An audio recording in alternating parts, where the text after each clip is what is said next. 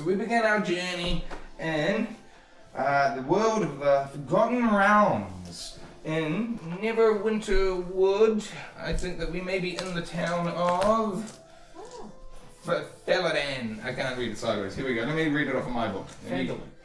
That's it, Fandolin. The line is exchanged. Now, our story takes place. Hang on, there's a thing I'm supposed to read about Fandolin. The frontier town of Fandolin is built on the ruins of a much older settlement, hundreds of years ago. The Fandolin was a thriving human town whose people were firmly allied with the neighbouring dwarves and gnomes when an orc horde swept through the area and laid waste to the settlement, and the Falandrin was abandoned for centuries. In the last 3 or 4 years, settlers from the cities of Neverwinter and the Winterdeep have begun the hard work of reclaiming the ruins of Falandrin. The new settlement is the home to now farmers, woodcutters, fur traders, and prospectors drawn by the stories of gold, platinum, and other treasures in the Sword Mountains. But the arrival of a white dragon threatens to destroy everything in the region. You find yourselves in the town of Faladan and the Stonehill Inn. Here we go, it's over here. We're in the Stonehill Inn, which also has a tavern in the bottom. And we're inside of the tavern, well, the majority of us. Hang on, I'll get to that. It says here, nestled in the rocky foothills of the snow-capped Sword Mountains is the mining town of Fladring, which consists of 40 or 50 simple log buildings, crumbled stone ruins surrounding the newer houses and shops, showing how this must have been a much larger town in centuries past. The Faldrin's residents are quiet, hard-working folk who come from distant cities to eke out a life amid the harsh wilderness. They could be farmers, stonecutters, blacksmiths, traders, prospectors, and children. The town has no walls and no garrison, but most of the adults keep weapons within easy reach in case a need for arms should arise. The visitors are welcome here, particularly if they have coin to spend or news to share. The Stonehill Inn at the centre of town offers the most modest lodgings and meals. A couple of doors down from the inn is posted outside the town master's hall as a job board for adventurers. After enjoying a drink in the Stonehill Inn, you should head down to the town master's hall and read the job board. And that's how we find ourselves in the tavern in the Stonehill Inn. Who is in the tavern currently? It should be... You are a bard. You have actually just arrived. You have a specific religion and a specific guiding compass in relation to that. And that has guided you on your quest, as it were, to this very day, at this very time, for a drink in this very tavern. Inside of the tavern, you also have an aristocrat who loves gambling. And the aristocrat's name is Rob. Yep. Yes, so Rob, who loves gambling, is waiting to hear the outcome to a bet that he's established with a local NPC, Sporkblade Flint, town nutcase, who is a conspiracy nut. Sporkblade Flint, that's me.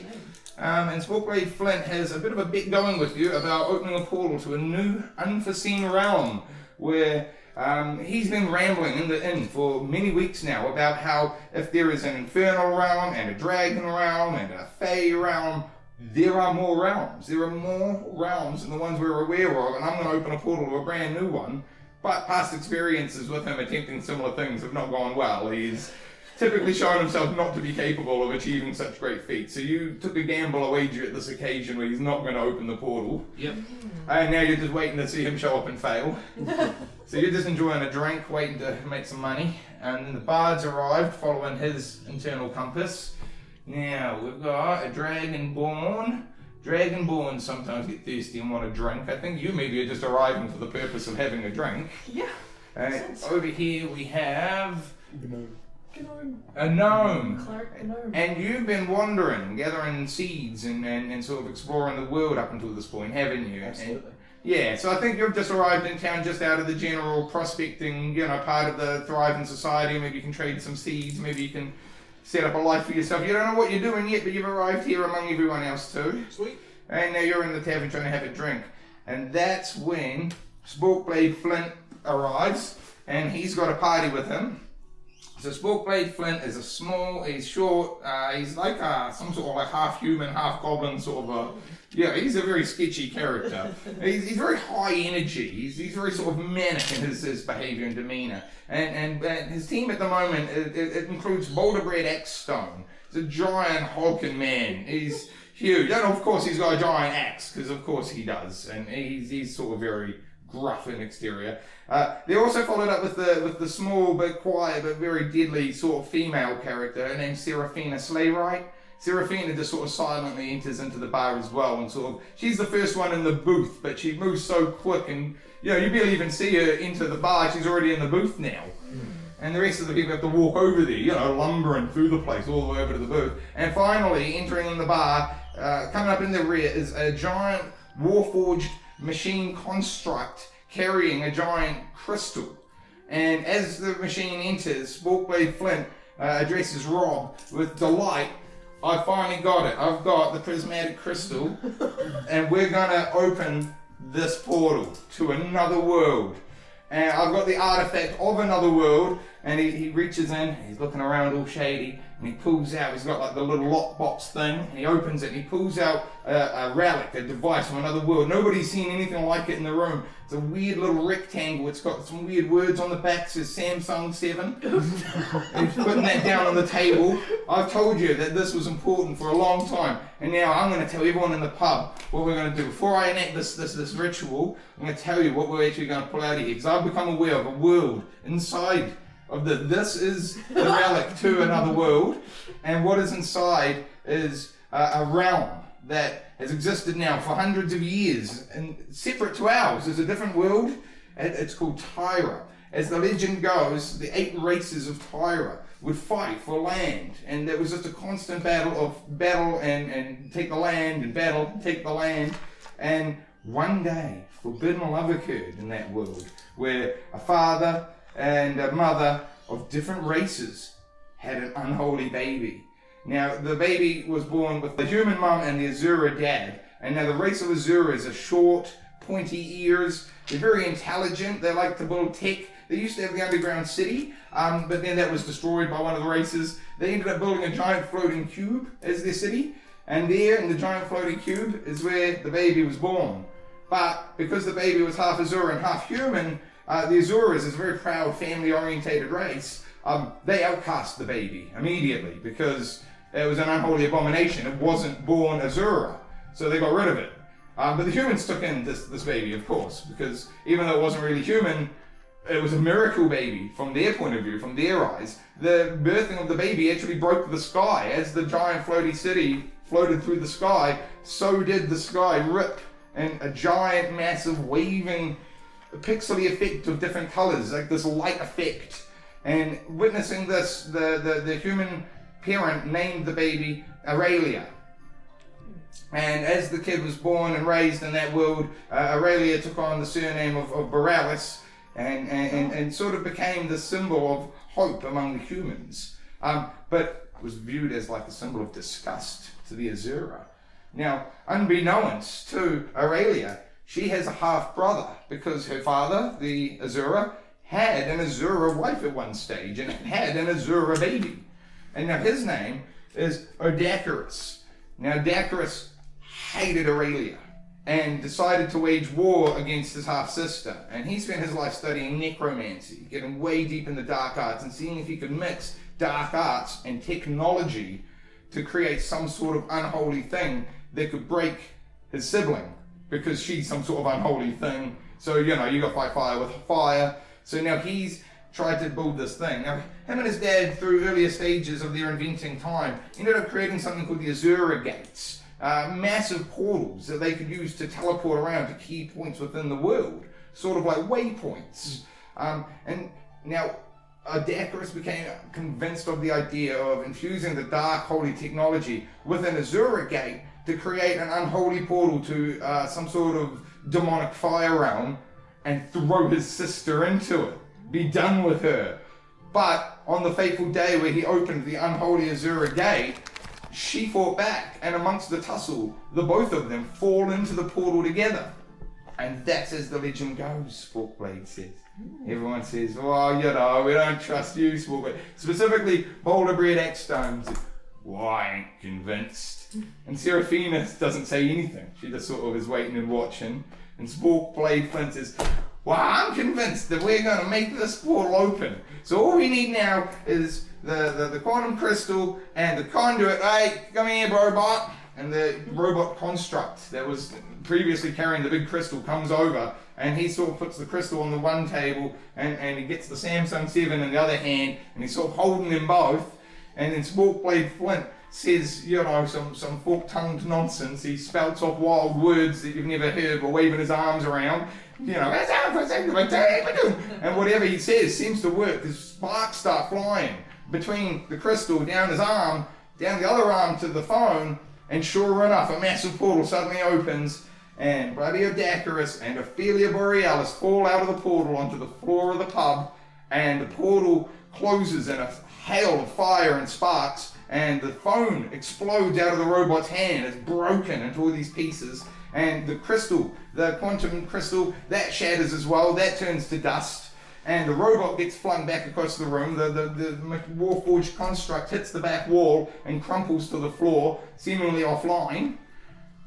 And that's where our story begins, with the two digital characters slowly dusting themselves up and getting up off the floor. Sporkblade, smile like you wouldn't believe, grinning ear to ear, looking at Rob like you owe me 10G. You gonna fork it over, or what do we... That wasn't the realm of the beer gods. Okay, you're right, I did say beer god realm, but we did get a god gesturing towards the entity that, you know, broke that world. I just told you the legend. There she is, she's a god. We'll go for half. Go for half. I'll take it. Yeah. I'll pay up. Alright, so now Sporkblade Flint gets his 5p, and he's delighted, and he's immediately buying some drink, and now he's drinking the drink. Excellent. And that's sort of where we've begun. I think we sort of start going around with various turns. So we're going to go to who has the fastest reaction time. Probably the dragon. I've got +1. She got +2. To initiative, she got +2. Yeah, but she's also just waking up off the floor. She just came through a portal. She had a crazy event just happen. So of the people that are already in the room, I'm going to say dragon at the fastest reaction time. What do you do in response to all of this? What? You're just shocked and in awe. That's fine. He's speechless. Speechless. Loving it. I'm gonna go over and get a beer and another beer for the lady. 3 for the 2 people who just came in. Okay, so you're buying 3 beers. Yeah. That's fantastic. But yeah, so the bartender gives you 3 beers, and you bring them over to the 2 people on the floor, sort of gesturing to them, because they're both conscious. They're both now sort of starting to get up off the floor, dust themselves off, sort of look around their surroundings. So you're gesturing, obviously, like Just drinks to you. handing him the cup as they get up off the floor. Okay, now, believe it or not, Odacarus actually does snap to his senses quite quickly, and he does take the beer from you, but not in a polite, like I appreciate the gesture way, almost in a snatching it off of you kind of a way. Impressionable. Do you accept the beer that has been handed towards you? You now have the fastest reaction time at this moment. So you're in a strange new world, you're in a bar, you still have your elemental powers or whatever. Your half-brother, who you don't really even know is your half-brother, is in the room. He sort of has yelled at you a few times throughout your life that he's your half-brother and that he's against you, but you don't really follow that same sort of mindset of like family and blood and feud and war forever. You've just been doing your own thing, so like you never really understood who he was or why he was out to get you. What are you feeling at this moment, now that you're here in the strange new world being offered a beer by... You're like, who's this person? You ask, who are you? There we Who go. are you? Hey, I'm Rob. Have a beer. Alright, do you accept the beer? Sure, why not? Okay, good. Are you actually going to drink the beer?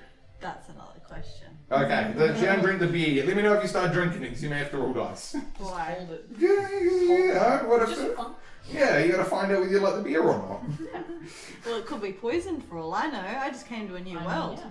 Well, again, that's why if you decide to drink it, let me know, because it Yeah. might have you roll dice. Yeah, at the moment she's just holding the beer. Now we're going to go over to the reaction time of the 2 slowest in the room. So, it's a tavern, so I'd like to do the performance of the events that just took place while the gentleman with the high deception points goes around and hopefully tries to steal some gold out of some.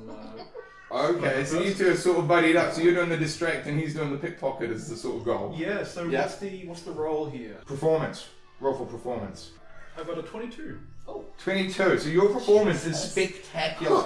Within moments of the two people popping out of the portal and picking themselves up off the floor and having drinks shoved into their hands, a full-blown performance of the events is already taking place on the opposite side of the room. And the Samsung is actually destroyed, and the necromancer in question, Odakarus, is standing directly over it currently. So I put on a big performance. It's better than Taylor Swift. You are putting on a massive performance on the other side of the room, so captivating that everybody in the room. Hang on, those. Is anybody trying to not pay attention? Is anyone trying not to be distracted? Because Odakarus is about to roll to see whether he's fooled by that or not. I'm trying to completely ignore that. I'm gonna go. No. So you're gonna roll as well. So roll your d20. No, I'm completely happy. And you're at 22, yeah? I'm at 22. And you need a roll for wisdom. Am I not mistaken on that? Hang on, no, you need a roll for perception. Roll for perception. Give me something good. 19. A plus 4, 23. Yeah, so you actually managed to not be distracted as much by the performance. The performance, as spectacular as it is, for whatever reason, doesn't fool you. You're able to maintain your own train of thought beyond witnessing the performance. In fact, you kind of think that strange that a performance of events that just occurred is already being performed. Absolutely. You just witnessed those events. So why would you care at all about hearing them now via a beautiful song and dance? Meanwhile, Odakarus isn't amused by the performance either. Within a moment, he snatched up the Samsung 7 remains and a handful of the dust from the broken crystal. And now he's cursing you across the bar that the next time you see me, you won't see me. And he turns into a cloud of mist and vanishes. Okay. So he's gone. And the robot is also still unfunctional in the corner of the room. It has not powered back up. And now we were going to... Your performance is going so spectacular that everybody else is captivated by it. And are you going to attempt to rob people or not? No, it's about me. I'm happy listening to this performance. You're enjoying the performance as well. You're also captivated by it. The I'm performance trying to get you to rob people. No, you distracted me. I'm He did nervous. such a good job that he loving forgot this. what he's Yeah, meant to yeah, do. so He's he's... handing out beers and gambling. Yeah. So now he's Actually, that's pretty on point. Yeah, so he's captivated as well, to the point that as you near the end of the song, the applause within the pub is so outrageous that everybody in all of Falarvon now hears it, and multiple other locals or other buildings start to exit their vicinities to sort of come wandering over towards the centre of the town, like, oh, okay, tonight's an exciting night. It sounds like cool stuff's happening all over. So now everybody in the vicinity is sort of out and about. The whole town's lively now, and singing and laughing, and even fights in the background, and they're breaking out in all direction. Fighting for fun, yeah. Well, you can sort of just hear chaos started breaking out all over now. The show was so captivating that people have started actually leaving the inn and going to other locations and saying, oh, what's happening? Yeah, trying to lure people back. But yeah, so pure chaos now throughout the town. But yeah, Odakarus is gone, robots powered down. You are so captivated by the show that you're enjoying it. Can you roll your d20 for me? Tell me what number you get. 20. 20. So a So high roll, isn't it? yeah, so at this moment you feel a surge of power within yourself, almost like the power you had back in your home world still applies, but now there's new power to be found in this new world as well. And almost like a crackling of energy at your fingertips, as at this moment your cantrips now are unlocked. Because let's say a second ago you didn't actually have those. Yeah. You only had the powers of your world, but now you can feel the powers of this world surging through you as well. And on top of that, you're not distracted at all by the music or the performance or anybody's stories, faces or disguises. You're completely Well, the song about you, by the omni-minded way. of the ability to just decide for yourself in this moment what you'd want to do, if anything. Yeah. Your brother's Started gone, attacking. you're in a pub in an unknown world. Just started You've also got a drink in your hand if you wanted to potentially drink the drink, but again, you're not fooled by anything. You can sense, because you rolled such a high thing, you can sense that there's nothing suspicious about the drink. It is a regular beer. Yeah. You can feel in your hand that it hasn't been handed to you any more poisonous than just alcohol as a poison. Well, since I have like these newly awakened powers, I go outside and I blast them up into the air. You've got your fire and your ice, and they make some firework display. Yeah, so you launched the fire cantrip and the ice cantrip that you had? Yeah. Okay, roll the dice again for how spectacular this performance is going to be. 12. A relatively spectacular performance. As you start launching fire from one hand and ice from the other, some of them do manage to collide in the air and create weird sort of rainbow light illusions for a few seconds before sprinkling down like powdered snow on the area. Passers-by are in awe. People are now standing around throwing a small amount of coin at you. There's now a small amount of gold now littering the feet around you as various people throw Yes, I'm coins making money from this. in shock and awe. Yeah, because they're just so impressed. They haven't seen Anything this combination like of magic ever before. So, you know, you're putting on a show right now. Tonight's a really busy night. The people are loving it. People are going nuts. How much money do I make from all these people throwing their coin in my direction? Okay, if you scoop up, so you're scooping up all the gold? Yeah. So you scoop up 32 gold. By the way, Seraphina also exited the pub silently. Nobody saw her move, but she's now also standing amongst the people watching you do your thing, and she's nodding. She didn't say anything, but she's quietly impressed. Mm-hmm. Yeah, Seraphina looked like she liked it. But yes, Warblade Flint and Boulder Great Axstone have not left the pub yet. They're still inside, and the majority of everybody else is still inside too. So you're standing directly outside the pub. You are here. Everybody else is still in there in the bottom floor, on the ground level. There's inns above, though. You can get a room if you want. But yeah, so now we're circling back to highest reaction time in the room. Now we'll be dragon again. Yeah. Yeah. I don't think I've ever seen such magic. This is just crazy. Like, everyone saw that, right? Like, you guys saw. Oh, goodness me. Wait, where'd she go? Oh, she's. Ooh, he's still just absolutely. He's so slow that he's just like I don't even know what's going on. Seriously. Yeah. So he's got fast enough reaction to notice that both Seraphina and Araelia have left the pub, but not quite fast enough to understand where or why or how. He's just sort of, oh jeez, there's a fun mix. Okay. Now the next fastest would then be Rob the Aristocrat. So what was your... I'm going over that bard who just had the best song about me. I was just going to be buttering him up. That's the best song I've ever heard. You've got to play it again. Play it all night. Same song on the jukebox all night. You've got to keep going on about it. 100%. All of that. Yeah, so what's your reaction to this? Because you've just finished your set, you did a big show hoping to, end up with some gold, and you did end up with some gold. Some people did throw some gold at you. Amongst your feet right now is... Hang on a second. You could get up to 44 gold off of the floor if you pick it up at this moment. It's all just sort of at your feet. They all just sort of threw it at you because you didn't put out a hat or nothing. More than I did. You rolled 22.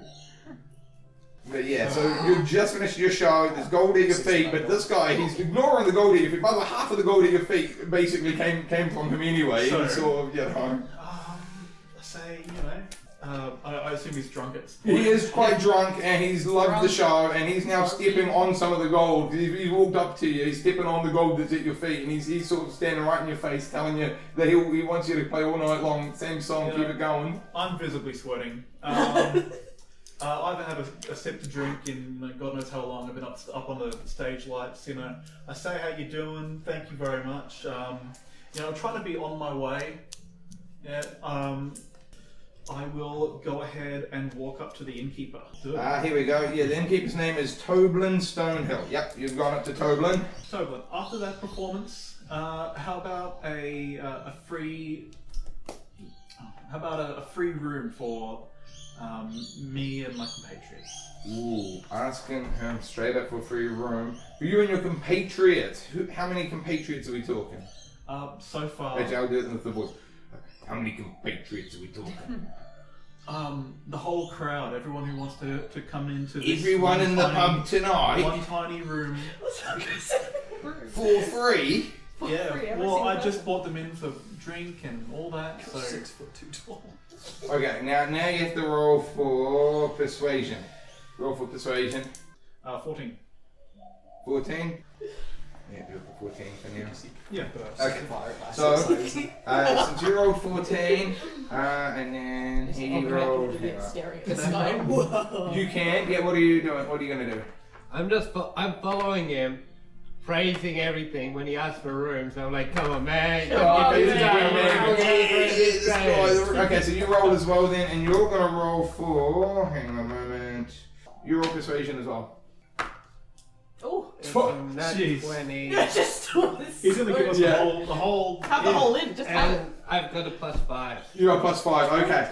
So initially, when you said give us all the whole room, my performance was so good. I brought everyone here. Toblin was actually thinking that because he actually has always liked you and because you are a regular and you did put on an amazing show, he just totally captivated Toblin. He would never admit it, but he loved the show that you put on. He was totally going to give you the room for free, but not everybody. But your buddy, the aristocrat. For some reason, Toblin can't help but think this guy has that air of somebody that's way wealthier than they're letting on. There is a chance that if I play cool right now, this could all benefit me better later. So Toblin actually does agree. You know what? You lot can have the rooms. I'll give you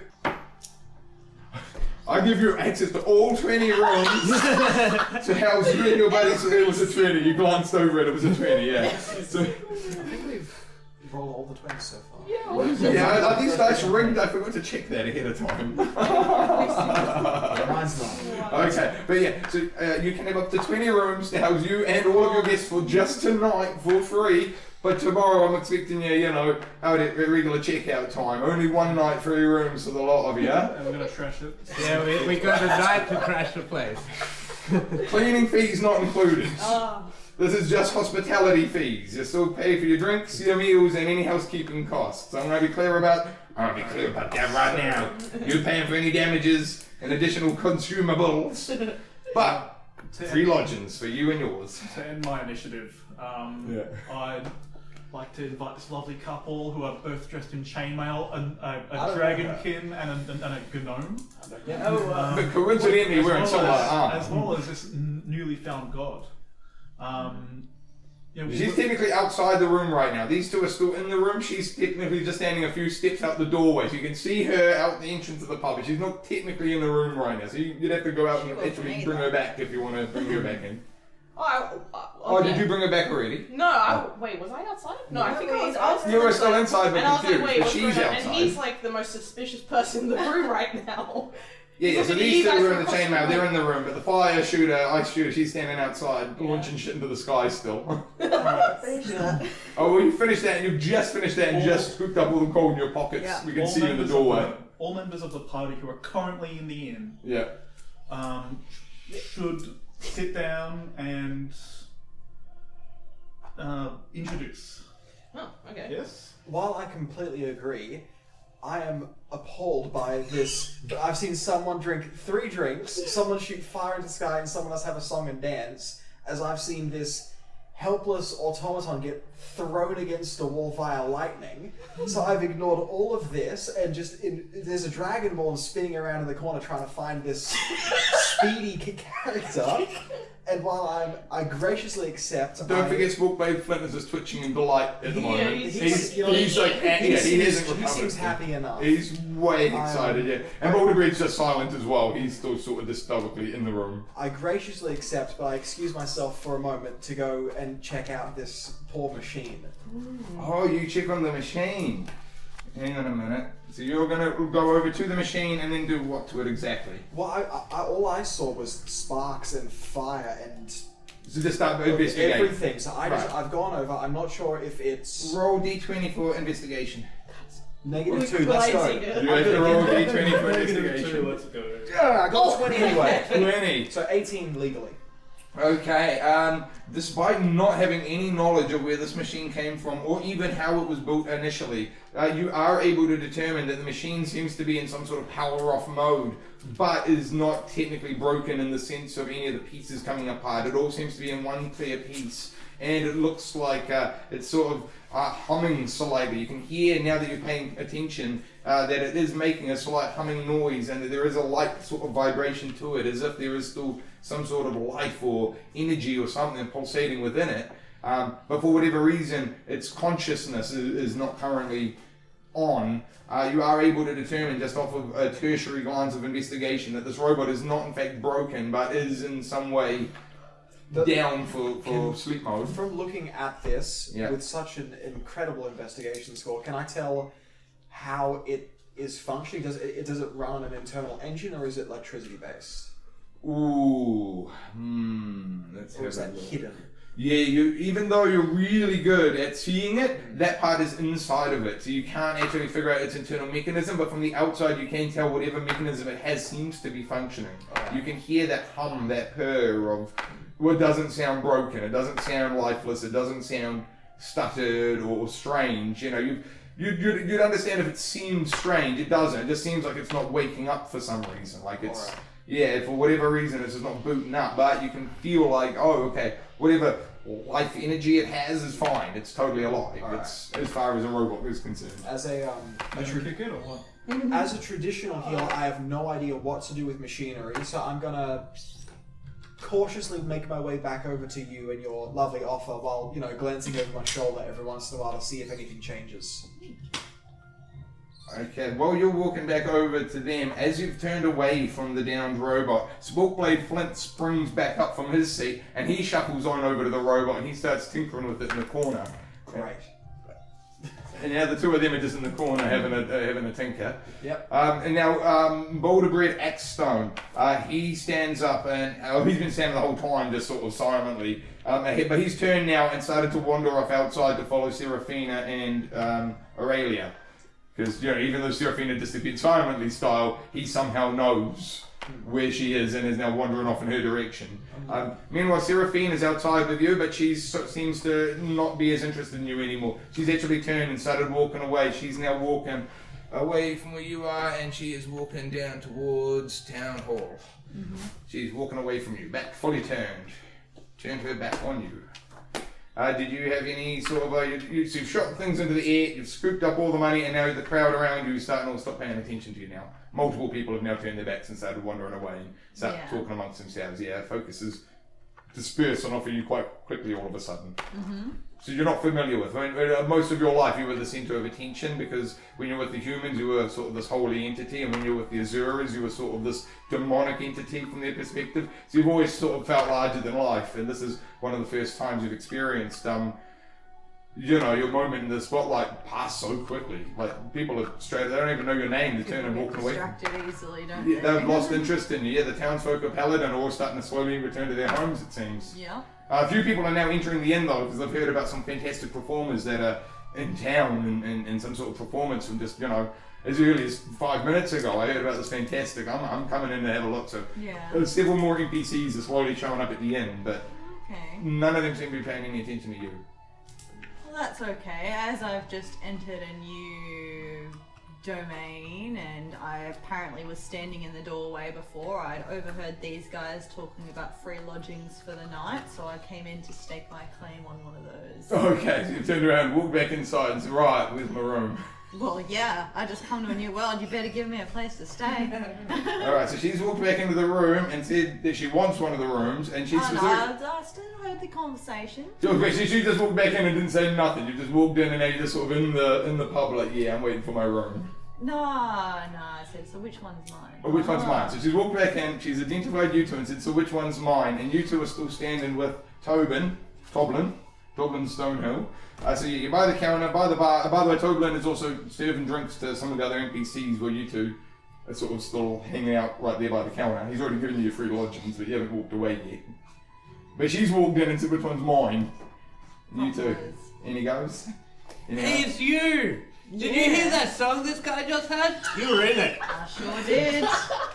It was real good, wasn't it? I was in it too. It was great. It was a great song. Totally. All about me, isn't it? Yeah. No, a little bit about you. Mostly about me. It was great. Oh, really now? Yeah. Great song. I'm so drunk. About this point, Sporkblade Flint manages to get the automaton back onto its feet. The automaton just sort of rises back up into a standing position. It just doesn't say anything, just sort of just stands there, and Sporkblade Flint shoots over to the bar. You don't really hear what he says to Toblin, but he says something to Toblin, and Toblin hands him a drink. Right. And now Smallblade's back in the middle of the bar just drinking, Yeah. looking proud of himself. Yeah. Boulderbread has now started wandering away from the entrance of the inn. He is now wandering towards the town hall as well. And now we're going back to... we're on you now. So you've just gotten everyone their rooms sorted. These two are now having their sort of banter in front of you. Toblin's not paying attention to you because he's now giving out drinks to other people. What are you doing? I'd like to know about this noble's backstory. I know well backstory. Oh. You want to know about me? I can tell you about me. Also, Toblin starts paying attention again as well. He sort of slides down the bar and like leans in like, go on. Just goes rambling on about the 20 generations of nobility behind him. So from a royal family. The royal's a bit high. We're talking here. Yeah. If you think your baron is your noble, and then you think we're going a little bit below, not too much below that, just a little bit below that. There's some crown lands. Yeah. There's definitely a lot of lands in my brother's name. In the Sword Coast? Yeah. In the Sword Coast? Yeah, you know it all. You probably heard of us the whole time. You probably got a load of songs about us. I'm not from the Sword Coast. You should know it anyway. Our name spreads far and wide, all across the entirety of the realms. And that's when Smallblade Flint starts staring you down from across the room. Even the Infernal Plane. I would assume so. I haven't been there, but everybody must know about us. Everybody. I get it. And what is your name? It's Rob. Just Rob. Yeah, just like you tried to rob Yeah, those people just like earlier. Cher. Just Rob. Yep. And at this point, Smallblade Flint sort of springs up between all of you, and he sort of shoves almost in front of you, and eyes straight on you. And Smallblade says, and speaking of realms, you've got to tell us. Tell us about Tyra. What was it like? You wouldn't believe it. I don't believe it. We had cities floating in the sky. Oh, the giant cube. Was it as beautiful as I imagined? Even more so. Oh! Yes, Smallblade Flint faints. He's passed out on the floor. They rolled a 3. So any number. He's KO'd on the floor. He's breathing. We can hear he's breathing. Sounded pretty out of it. But yeah, he's conked on the floor. At this point, Seraphina and Boulder re-enter into the entrance of the pub. They're back in the room now as well. Mm-hmm. You actually see her Seraphina enter this runs time. off She too. just walks in. Right. Do they give off, like, what is their vibe? Do they seem like bad people, or do they hang out with Squawkblade and seem like Roll. just chill fellas? Yeah, you're gonna have to roll for... You roll for perception. Sweet! I like perception. 8 total. 8 total. Yeah, they don't really give off any sort of strange vibes, but they do give you that vibe of like an adventuring party that's had adventures there. Like even though they're so different in background and like personality type, that they've got some sort of unspoken bond that you can sense, almost like they've got inside jokes and shit that you can feel across the room. They're close somehow. How tall is Boulderbrand? He's pretty tall. He is... How tall are you? I'm 3'7". No, I know you're short, but how tall are you? I'm 6'2". 6'2", and you're normal sort of elf height. You are quite tall? No, just normal. Normal person height, size. and you are quite short, I imagine. I'm only 6'1". Oh. Okay, so you're actually quite tall. Tieflings are tall. Yeah, no, that's fine. I would actually say that he's probably the tallest in the room at about 6.5. Great. Man, I should have thought about that. No wonder I can't tell what I can't see his face. It's already there. Yeah, well, he doesn't have a very expressive face. Boulderbread tends to keep quite a stern sort of expression. Even when the portal went off and everyone in the room sort of gasped in excitement, Boulderbread just sort of blinked. Alright. What race is he, sir? He appears to be a... Hang on a second. He is a gelatinous cube. Oh my goodness. Yeah, no, he seems to be like some sort of like half human, half... actually roll to see whether you know. +0. 15. 15. Yeah, so you believe he's some sort of half human, half Goliath type from your intuition. You get that sense of he's not human. He's got some Hercules up in him, it seems. You know, there's something unhuman. You can definitely sense that. You're not 100% sure because, you know, you didn't just ask him. But... Yeah. But yeah, from a judge from a distance, you would say that he's more than just a human. He's definitely got human in him. He's got that humanoid. He looks like a big dude, like a real big just dude. like a big dude. Just picture a tank of a dude. That's sort of how Boulderbread's coming across. But you do also get the vibe, just off of the sense from him, that he has like a sensitive nature about him. Despite his huge size, you get that weird gentle giant sort of vibe. He's got that vibe of like, you wouldn't expect him to just go harming anybody without purpose. Fair enough. He's got that vibe of you'd have to push him a decent amount to provoke him. Okay. Great. Now, where were we up to? We were going around to... We had Ashton had a round. Yeah, I think we might be up to Ashton, yeah. Seeing his friends walk back in and seeing Sparkflint, what was his name? Sparkblade Flint. Sparkblade. Seeing him fall to the ground in fainted intoxication, I roll him on his side so his friends see that, I'm happy to help out. And then seeing whatever's going on with these three, I just sort of give keen interest to see what happens next. Okay, so if you're just waiting, look. Does anybody have a specific action up their sleeve at this moment? Nope. No? Another song. Another one. Perform once more. Another story. Okay, so Boulderbread Axstone comes over to the downed Sparkblade Flint, and he reaches in Sparkblade's bag and pulls out some sort of like leaves and sort of waves the leaves near Sparkblade's face. As Sparkblade immediately wakes up, he sits bolt upright. Magic leaf! Magic leaf! And next minute he's running for the door with a handful of leaf. And now he's outside smoking. And Boulderbread just sort of makes a face to everyone in the room like, I knew that would work.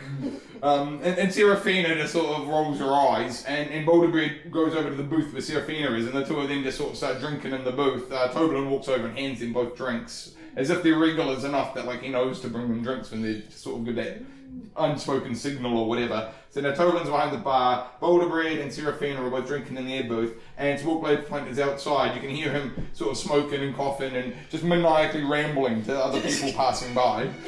About how he's opened a portal, and then there's more realms. You've been to the Infernal Realm, I've heard of a Draconic Realm, there's a digital realm, I'm telling you, there's a digital realm. You can just hear that sort of echoing in from the streets. What time of day is it?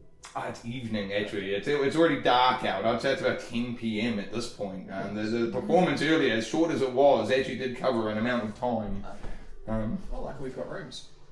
You do have rooms. As night starts to fall, the temperature does start to drop as well. There is this crispness in the air, and Toblerone starts to like close the door, but not in like a way like you can't open it, but like the flaps, if you get me. It's sort of one of those saloon door style situations where now he's sort of closed the saloon doors over just to keep some of the heat in the room. Riff-raff out. It was, it's Sparkblades outside, some of the magic smoke sort of comes floating nearby, and so closing the shutters was sort of to keep some of that out of the room as well.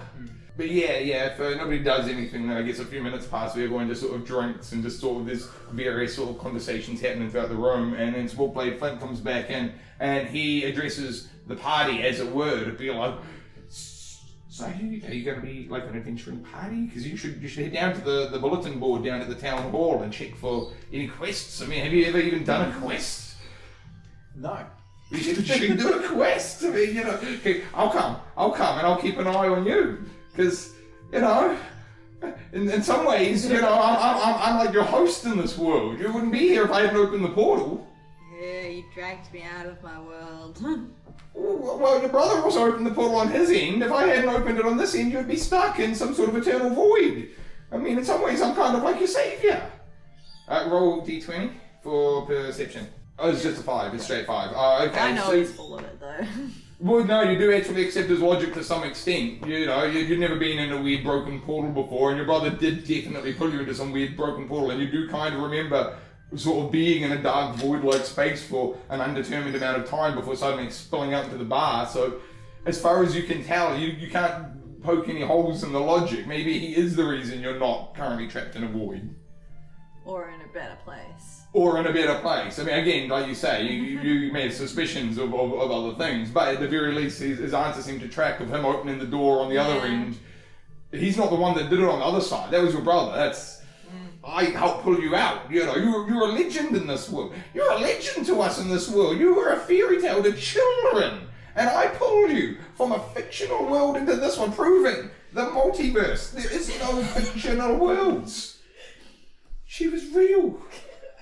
So he's my biggest fan at the moment, obviously.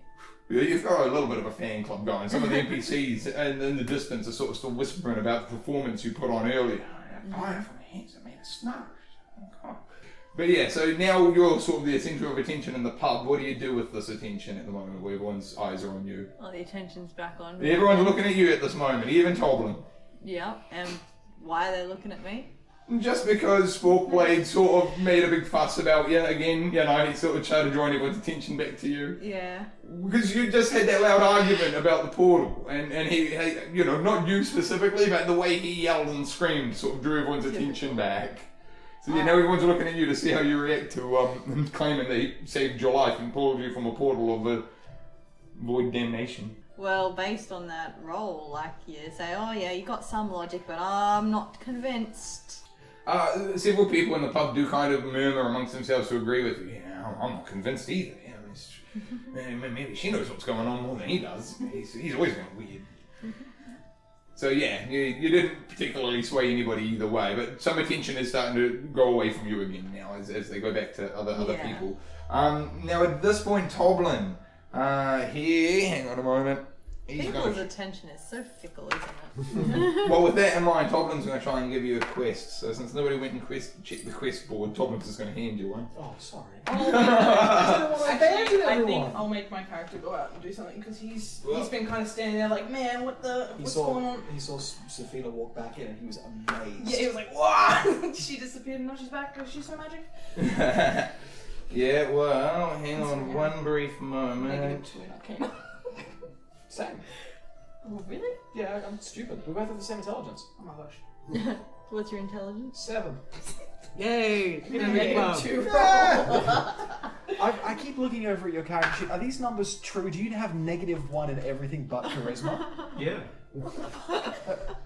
What happened? I'm trying to be a jack of all trades. You're a jack of no trades. It'll make sense soon, don't worry. It'll make sense soon. Okay. Okay, so I figured out what we were up to. So now Toblin starts telling you about the dragon. So have you heard about the dragon that's been plaguing the local area lately?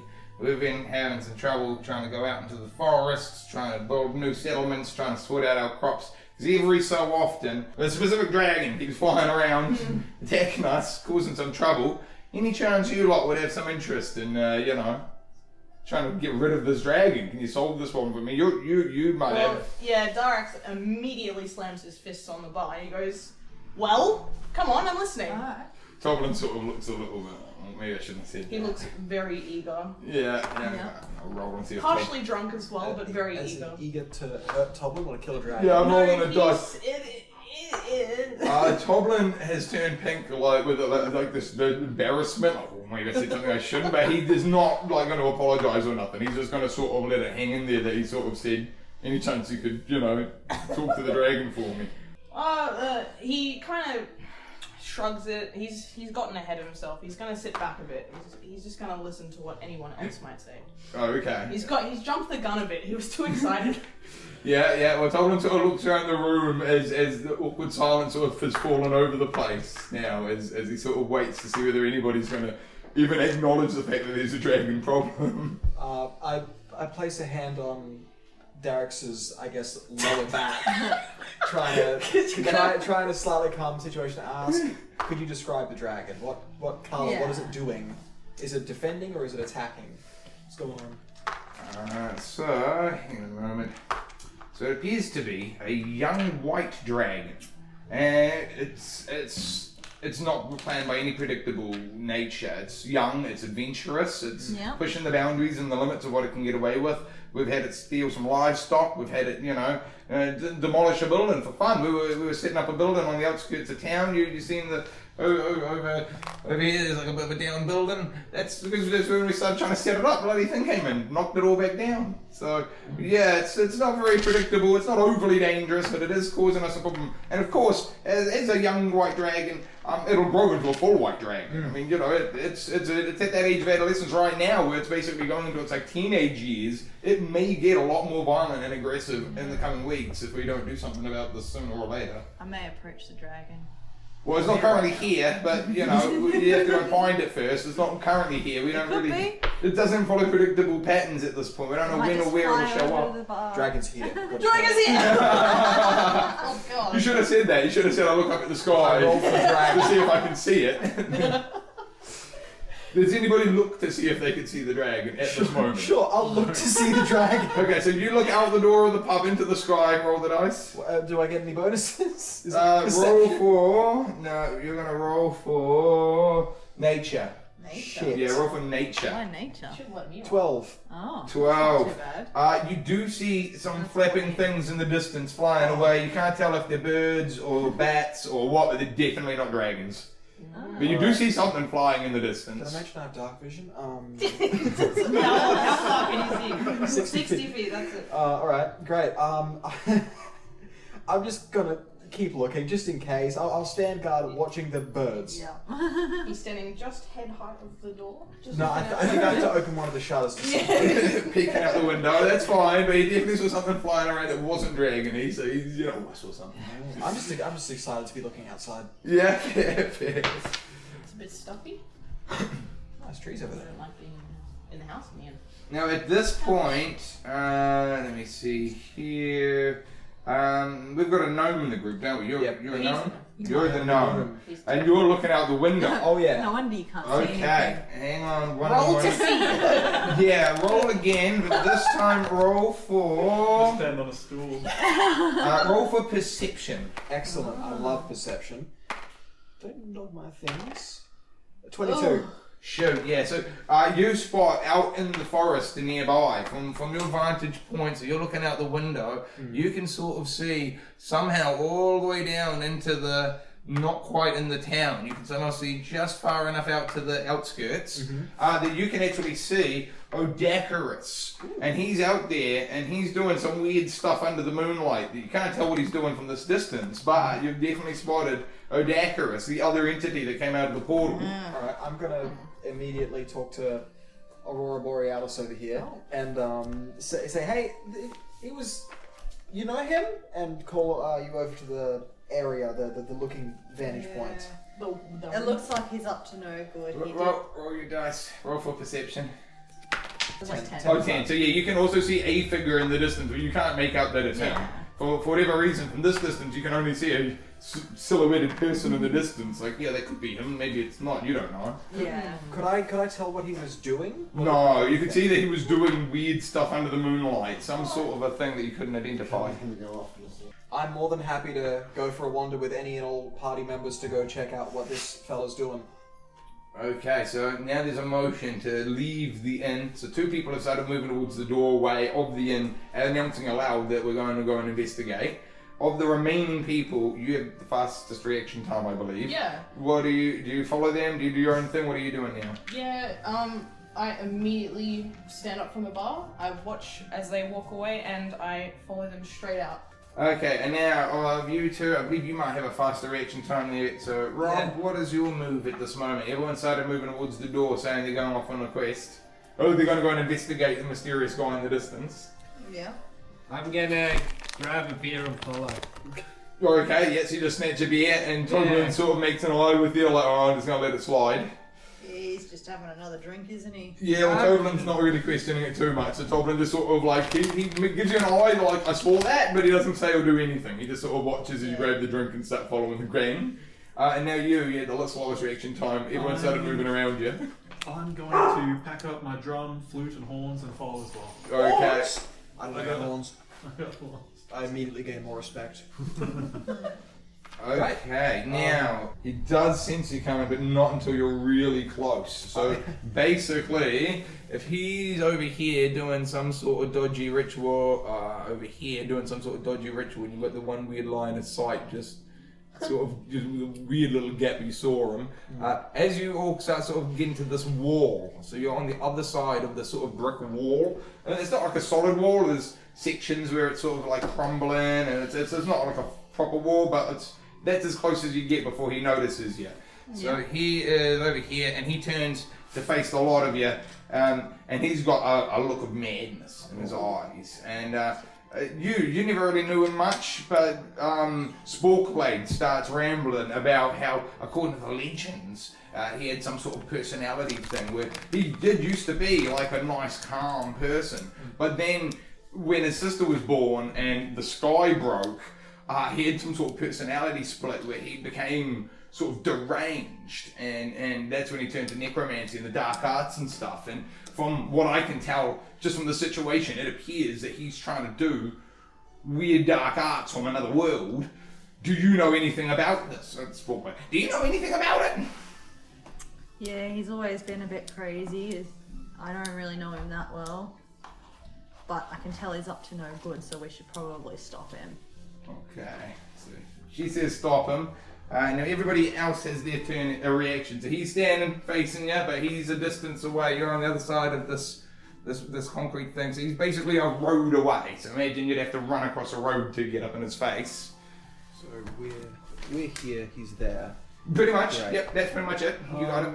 All right. And he's just sort of staring at you all with a weird fiery glow in his eyes at this moment. I'm looking around at these guys and seeing if they're like getting squared up or if they're looking curious. Are we looking for a fight, or what are we doing here, fellas? Trying to vibe out the room. Yeah. So you roll for perception. Everyone else thinks about whether they're having a fight or not. Great. Then I guess you either lie or you don't. Perception, I've got 11. 11. So you can feel the vibe, even if it's unspoken out loud. You'll sense whether or not we're going to rush or not based on everybody else's moves. Yep. So what are we thinking? Yeah. So you're doing a quick vibe check. Unaudibly, you just sort of look around. Now you can sense whatever action somebody else is going to do. You've got quick. Great. What are you guys gonna do? You actually have the next fastest reaction. Yeah. What are you going to do? Daraax has once again jumped the gun. He's standing in front of everyone, maybe a couple feet ahead. He's already got his hand on his greatsword. He's kind of like, I'm scared, because he doesn't like magic that much. And he thinks it's very otherworldly, even if it does exist in the world. So he's not really talking, he's got his hand on his sword, and he's kind of just like watching to see what the other guy does. Okay. Waiting for someone to make the first move. Yeah, we're kind of all like... I'd like to do a perception check. What is the gentleman over here? What kind of armor does he have on? Is he holding anything in his hands while he's doing this ritual? What kind of stuff is going on? Good question. Any rings? Yeah, so roll for perception. 17. 17. Okay, so that's a really good one. So you do actually identify a few things. You identify that he doesn't have current armor of this world, but his weird sort of his cape, his cloak that he's wearing has unnaturally magical properties. You can sense that despite not having traditional armor, he does have some kind of magical armor, as it were, in his clothing. You also sense immediately that he's actually lining up a cantrip magic spell that he's intending to launch any moment now towards Araelia. You, in this moment, sense that he is intending to use some sort of... you even can perceive that even though it's not of this world, it's some sort of foreign one that you don't identify, but you sense that it's from the house of necromancy. You can feel that he is about to try and launch some sort of a necromancy evil towards Araelia. That's what you've just determined in this moment with your level of perception. So yeah, no real armor, but magical armor. And also you can tell what type of attack he's about to use and who he's even trying to aim it upon. I'm going to go ahead and use my Tiefling cantrip, Thaumaturgy. Any metal objects, including his cape. Including his cape. It's now too hot to wear. He instantly drops them as superheated. So everything metal is superheated? Yep, just before the point where they turn into liquid. Right, so let me just quickly roll for that then. 5, yeah. There is actually metal links inside of his outfit holding his outfit together, so as those melt, his outfit basically falls off onto the ground around him. He is now standing there, nude, without changing Oh my his... god! He did not change his posture at all. He is still eyes locked on to his half-sister as if nothing has changed. So now he's naked. He is technically naked now, and whatever magical defenses he had from his outfit are now laying on the ground behind him. He has not even seemed to notice that his magical armaments are now removed. Seeing that, could I move in front of her and hold my shield up? Roll for wisdom. Or just dropping his cape to cancel out his necromancy. Nope. Nope. But roll for, you were trying to do a thing, roll for athletics. Oh. Yeah. No. Athletics. Plus I two. have plus 1. Roll for athletics. Is it? It's plus that is 15. 15. Plus 1, or that was the total? That's total. Okay, yeah, you do manage to jump in front of Araelia with your shield. You're not sure whether you're fully blocking her with the shield, but you are technically in front of her with the shield, which was the intention. You feel like, oh, God, The that's what I intention wanted is to be, yeah. I want to block her. Yeah, so you are in front of her with the shield. Yes. Sit. Yes. And now, does anybody... Hang on, so who's gone? You've gone. Tristan needs to go straight. Tristan, do you do anything at this moment? Well, I was like, hey, it's you. Do you hear this guy's song? Then his clothing bursts into flames and like just cuts off mid-sentence. And then, what? I got no idea what's going on. Just gonna stand there flat-footed, see what's going, Yeah, see you're what just trying happens to here. befriend him. Fine. Yeah, I was like, Fine, there's yeah. a song, and then He's suddenly his completely is just standing there gone. naked. I don't know what the hell's going on. So I'm just getting. Yeah, so as the clothes fall off and hit the ground, there's a beat of silence. You jump in front of her with the shield, and you loudly say to the naked man over the road, "Hey, did you hear the song? Yeah, This guy does a really good song." Now roll for persuasion. The song was so good. 20! 25. So good. 25. As you say that, the naked man's attention finally breaks from his half-sibling. His eyes sort of flicker for a moment towards you, and then his attention completely snaps off of her for a moment. And the magic that he was charging up actually subsides. Everybody else on the team that was tracking his, like, oh, he's about to attack, they all sense his vibe change entirely. As he's now exasperated by the situation. And he sort of looks at you and says to you, "Are you serious? Is everyone from the world like this?" And then he looks towards the gnome and he says, You're an Azura, right? You're the Azura of this world? I don't know what disorder is. He is sick. Wait, hang on. Roll.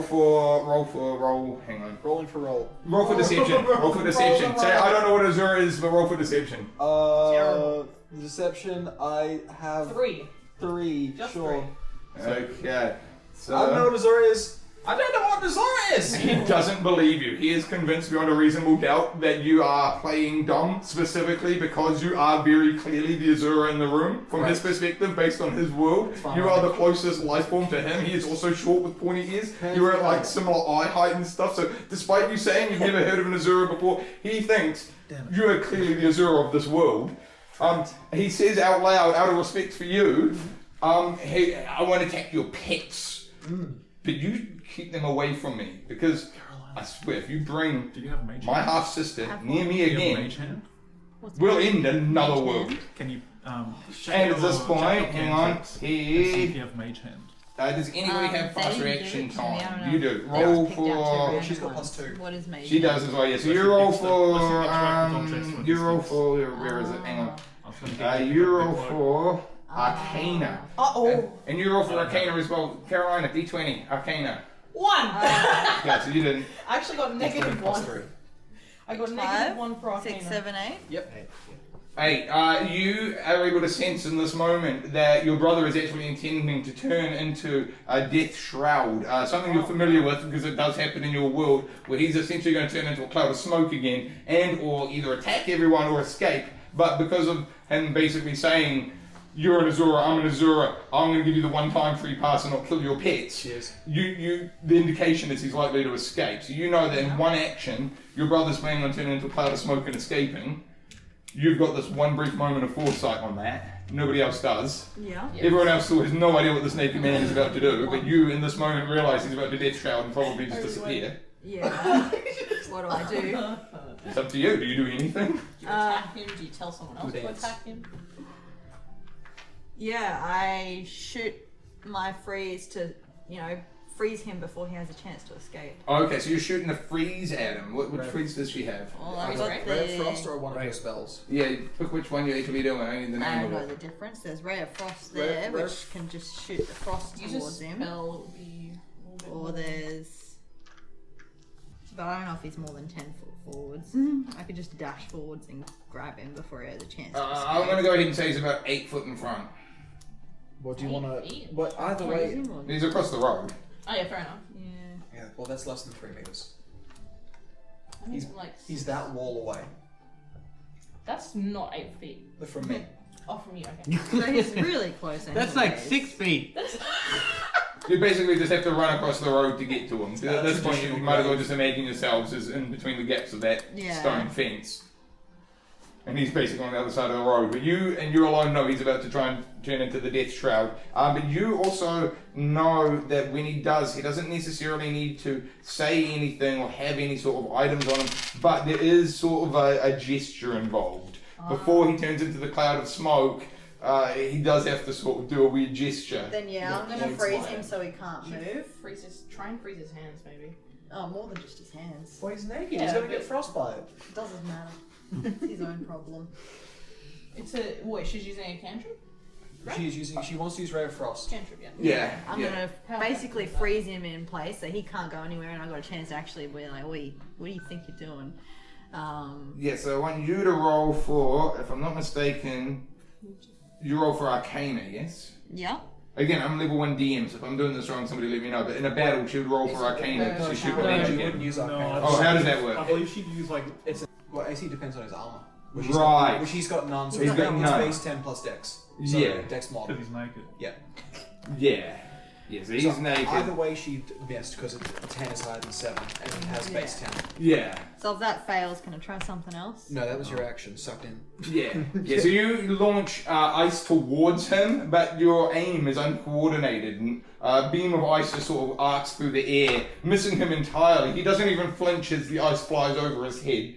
But his attention has now turned from Rob back to you, and in a moment of pure disgust, he sort of just spits at the ground amongst all of you, like right in the centre of all of you, and then he waves his hand and he turns into a death shroud, a cloud of smoke where you get some additional actions, but within moments the cloud disappears. He's obviously used his action to flee the away. vicinity, yeah.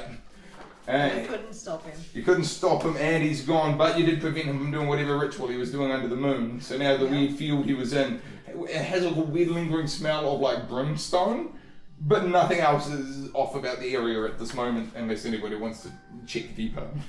I'll go ahead and perform a perception check to see if I can pick up his cloak. Yeah, so roll perception there. I've just checked. We did that correctly. Yay! Actually, roll for. Hang on a moment. Roll for investigation. Oh, same stat for me. It's fine. 7. Actually, no, it's a 6.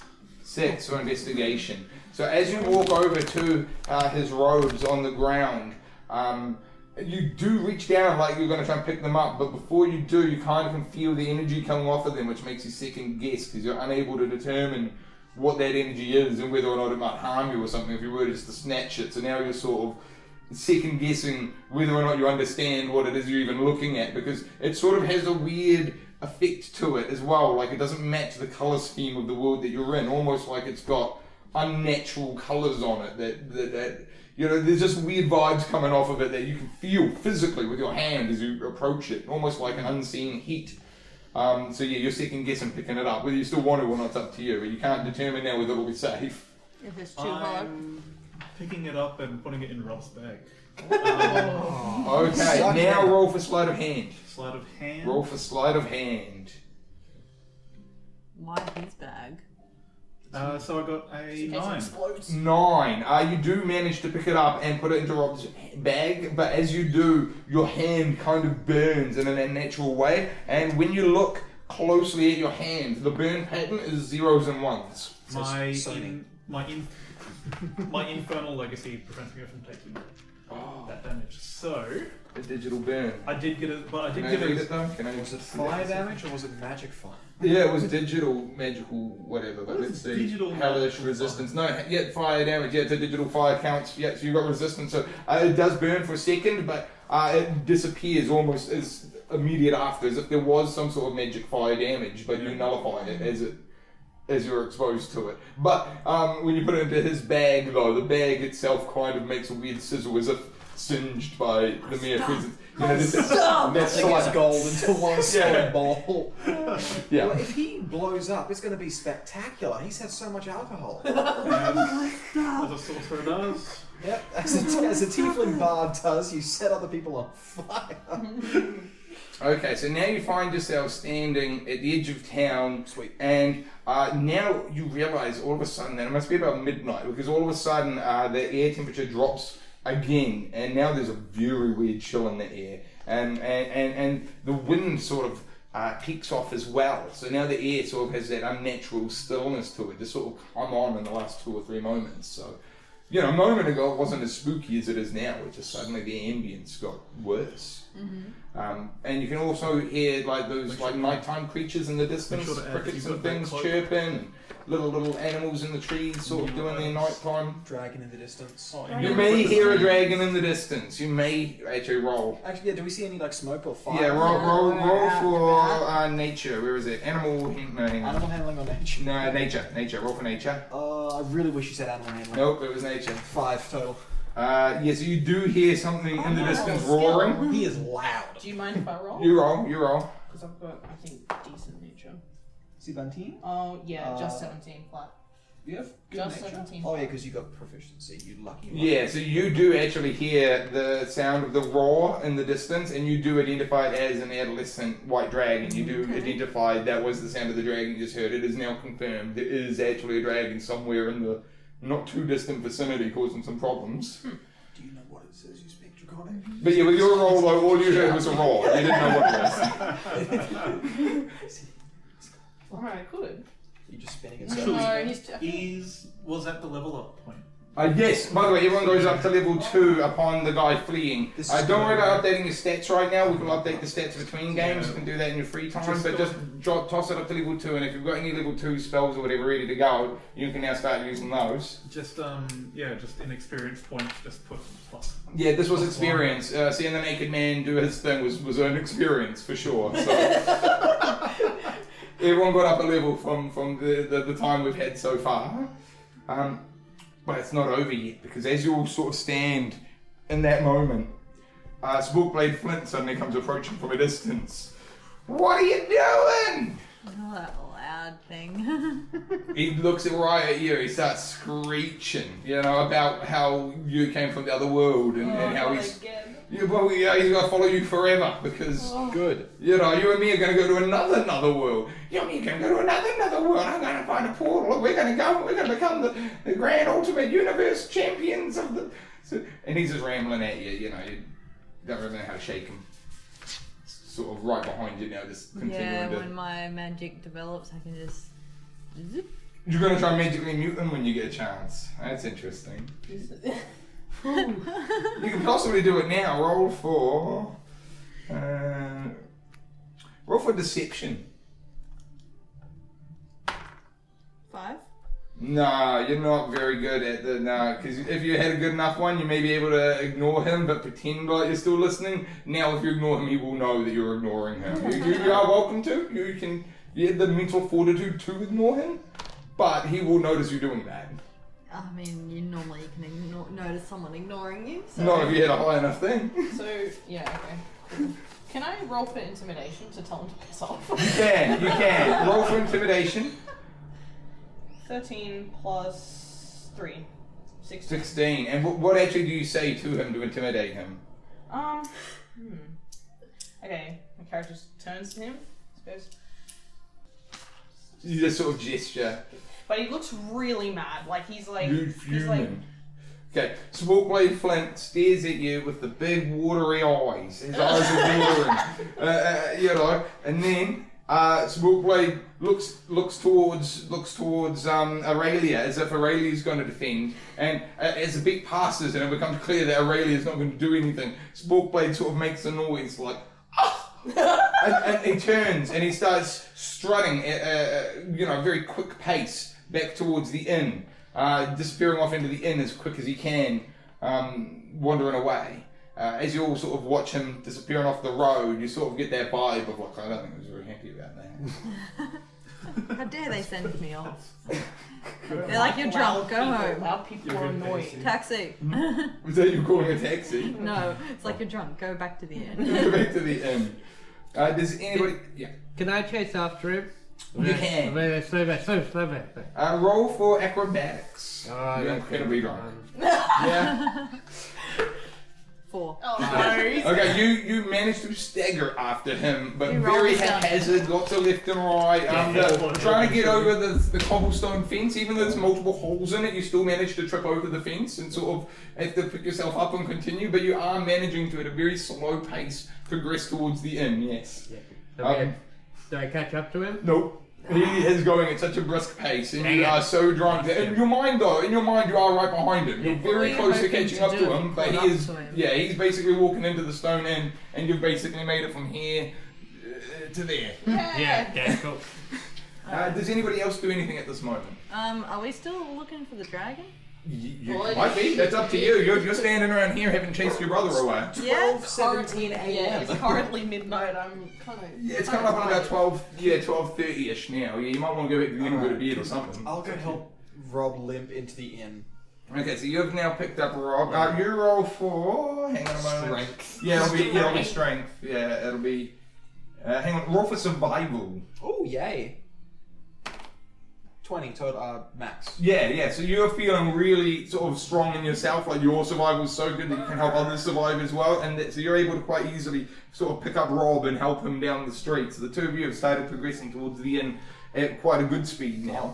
I'll room with Rob when we get there. Okay, so you two are approaching the pub and back to the inn, and you're having a good time of it.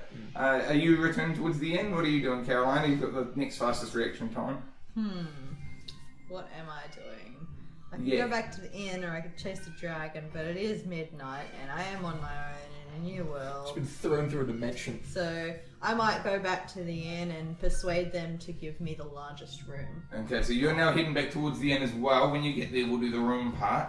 Well, I've now- got a free room anyways. You They just do? give me the best one. You do. Keep in mind, you've got the whole town to tend with, you know. It's not just us staying in the inn. That's It was, true. it was everyone that decided to rock up. Now, we're circling back to yeah. Dragon, because Dragon Fighter, I don't know what Dragonborn these Fighter other next, things because are, you've got but the next I'm assuming fastest they're all reaction close time. to So you've midnight. managed to scare Sporkblade away. He's disappeared, and you felt quite proud of yourself for a moment. Yeah. But while you were sort of patting yourself on the back, you sort of blink, and before you realise it, the teams all started to sort of chase after Sporkblade. They've all sort of started to turn, and they're all starting to head up the street, and they're falling over each other and picking each other up, and they're all sort of starting to move as one big unit back towards the inn. And you find yourself sort of feeling like, well, hang on a minute, what's happening now? He kind of like kicks in the dirt a bit and huffs. So you sort of kick the dirt and you sort of huff for a moment. Puff and He's- puff and He's gotten his ego a little bit hurt and he cares very much about how people see him. Yeah. Yeah. Now I think we have to circle back to you're not a gnome, you're a bard, so you're a bard, and I think you're still at the edge of the thing. Are you going to be, what are you going to be doing now? I'm going to be heading back to the inn, meeting all my adoring fans, Nice. and eventually finding a room and trashing it and going to bed. Alright. Now everybody at the table, roll for perception. Hooray. 5. Man, what the hell? 11 total. Perception. Shockingly enough, only Rob, who is so drunk that he cannot walk on his own, is able to identify the threat coming out of the inn as Sporkblade Flint comes out the doorway of the inn, riding atop the automaton, the weaponized robot construct has now come walking out, and Sporkblade's on top. And the only one that saw that coming was Rob. Everybody else is now approaching the entrance to the inn, blissfully unaware that there is now a fight in the doorway, blocking your entrance. Except for Rob, who Only at person this point knows does is what? the drunk Yeah, because person you're now being carried. basically being carried over the shoulder of a guy, and you're able to, of a gnome, and gnome's basically carrying you down the road. You're the only one that can see what's ahead. So it probably lets everyone know. He starts screaming. He starts screaming. Yeah, There's a You wolf, heard there's this a band! Yeah, just screaming, there's a gnome on a robot! There's a gnome on a robot! Okay, now everybody else roll for insight. Shouldn't he have to roll for persuasion? Nope. He's screaming. Everybody else He is needs to rolling pick for it up. insight. 12. 12. Insight, you said. 12. I got Oh, yeah, 20. just 12. 20. So all of you understand what he means by on what he yelled. All of you. Whatever it was. But you understand it to the level of understanding which robot and which opponent. You actually understand the full context of what he was trying to say, as everybody else just understands that there is now somebody riding a robot. On top of the inn. In the doorway of the inn. They've Oh, just the stepped doorway. out of the doorway, so they're now here, Yes. basically, coming out of the inn, blocking the path. Put a timeline of where everyone is. This is where they are. Yeah, and then so along this road here is basically everyone in order. So they're in the doorway, and the nearest group is the gnome and the drunk, and then behind them is I'm should further be back. last. Yeah, you're gonna be last. I was kicking the turd. Karolina is actually next, I believe. Do we start in order of initiative? And keep in mind that Rob's still being Well, carried. are we No, the carried one is in the front. Carried one is in the front being carried. Then behind him, I believe, was you with your bongos and all. And then behind you is her, and then behind her is the dragon. All in order, all single file basically come down the street. Yeah. So the drunk was the first one to... And then he yelled and everybody else heard. Yeah, so now we're kind of like hurrying a little bit. What? Well, I can't hurry too yeah, much. do you just drop him on the ground? So there's currently War robot? All you hear is the automaton feet in front of you. A gnome in chainmail carrying a human. what is Spark Blade? What's his name? Sparkblade Flint. He is some sort of half human, half goblin type entity. What He's, is he keep saying doing on the no. robot? Yeah, he's sitting on top of it, riding it. Like he's got like the head of the robot sort of between his legs, sort of like he's getting a piggyback ride. He's Alright. basically playing buck and ball with it. Yeah. How big are you? You're what, 5'9"? Yeah, something like Right, that. great. I hear this. Hearing this commotion in front of me. I mean, I'm 3'7". Yes, he's like- he's double over me. So I lift my head up. He might fall off depending on what happens next. And I see this in front of me. Am I in immediate danger? Do I need to Acrobatics duck check and to hold dodge, on. or can I just step peacefully out of the way? Roll for acrobatics. 13. 13. Yeah, you can totally just step out of the way. Despite the relatively large threat of the thing, the robot is quite slow, and Sparkblade is not in the right frame of mind to be like piloting it properly. He's sort of more maniacally screaming than he's providing the robot with clear instructions. All right, not knowing what's going on, I'm going to step out of the way over this way and sort of lean Rob against.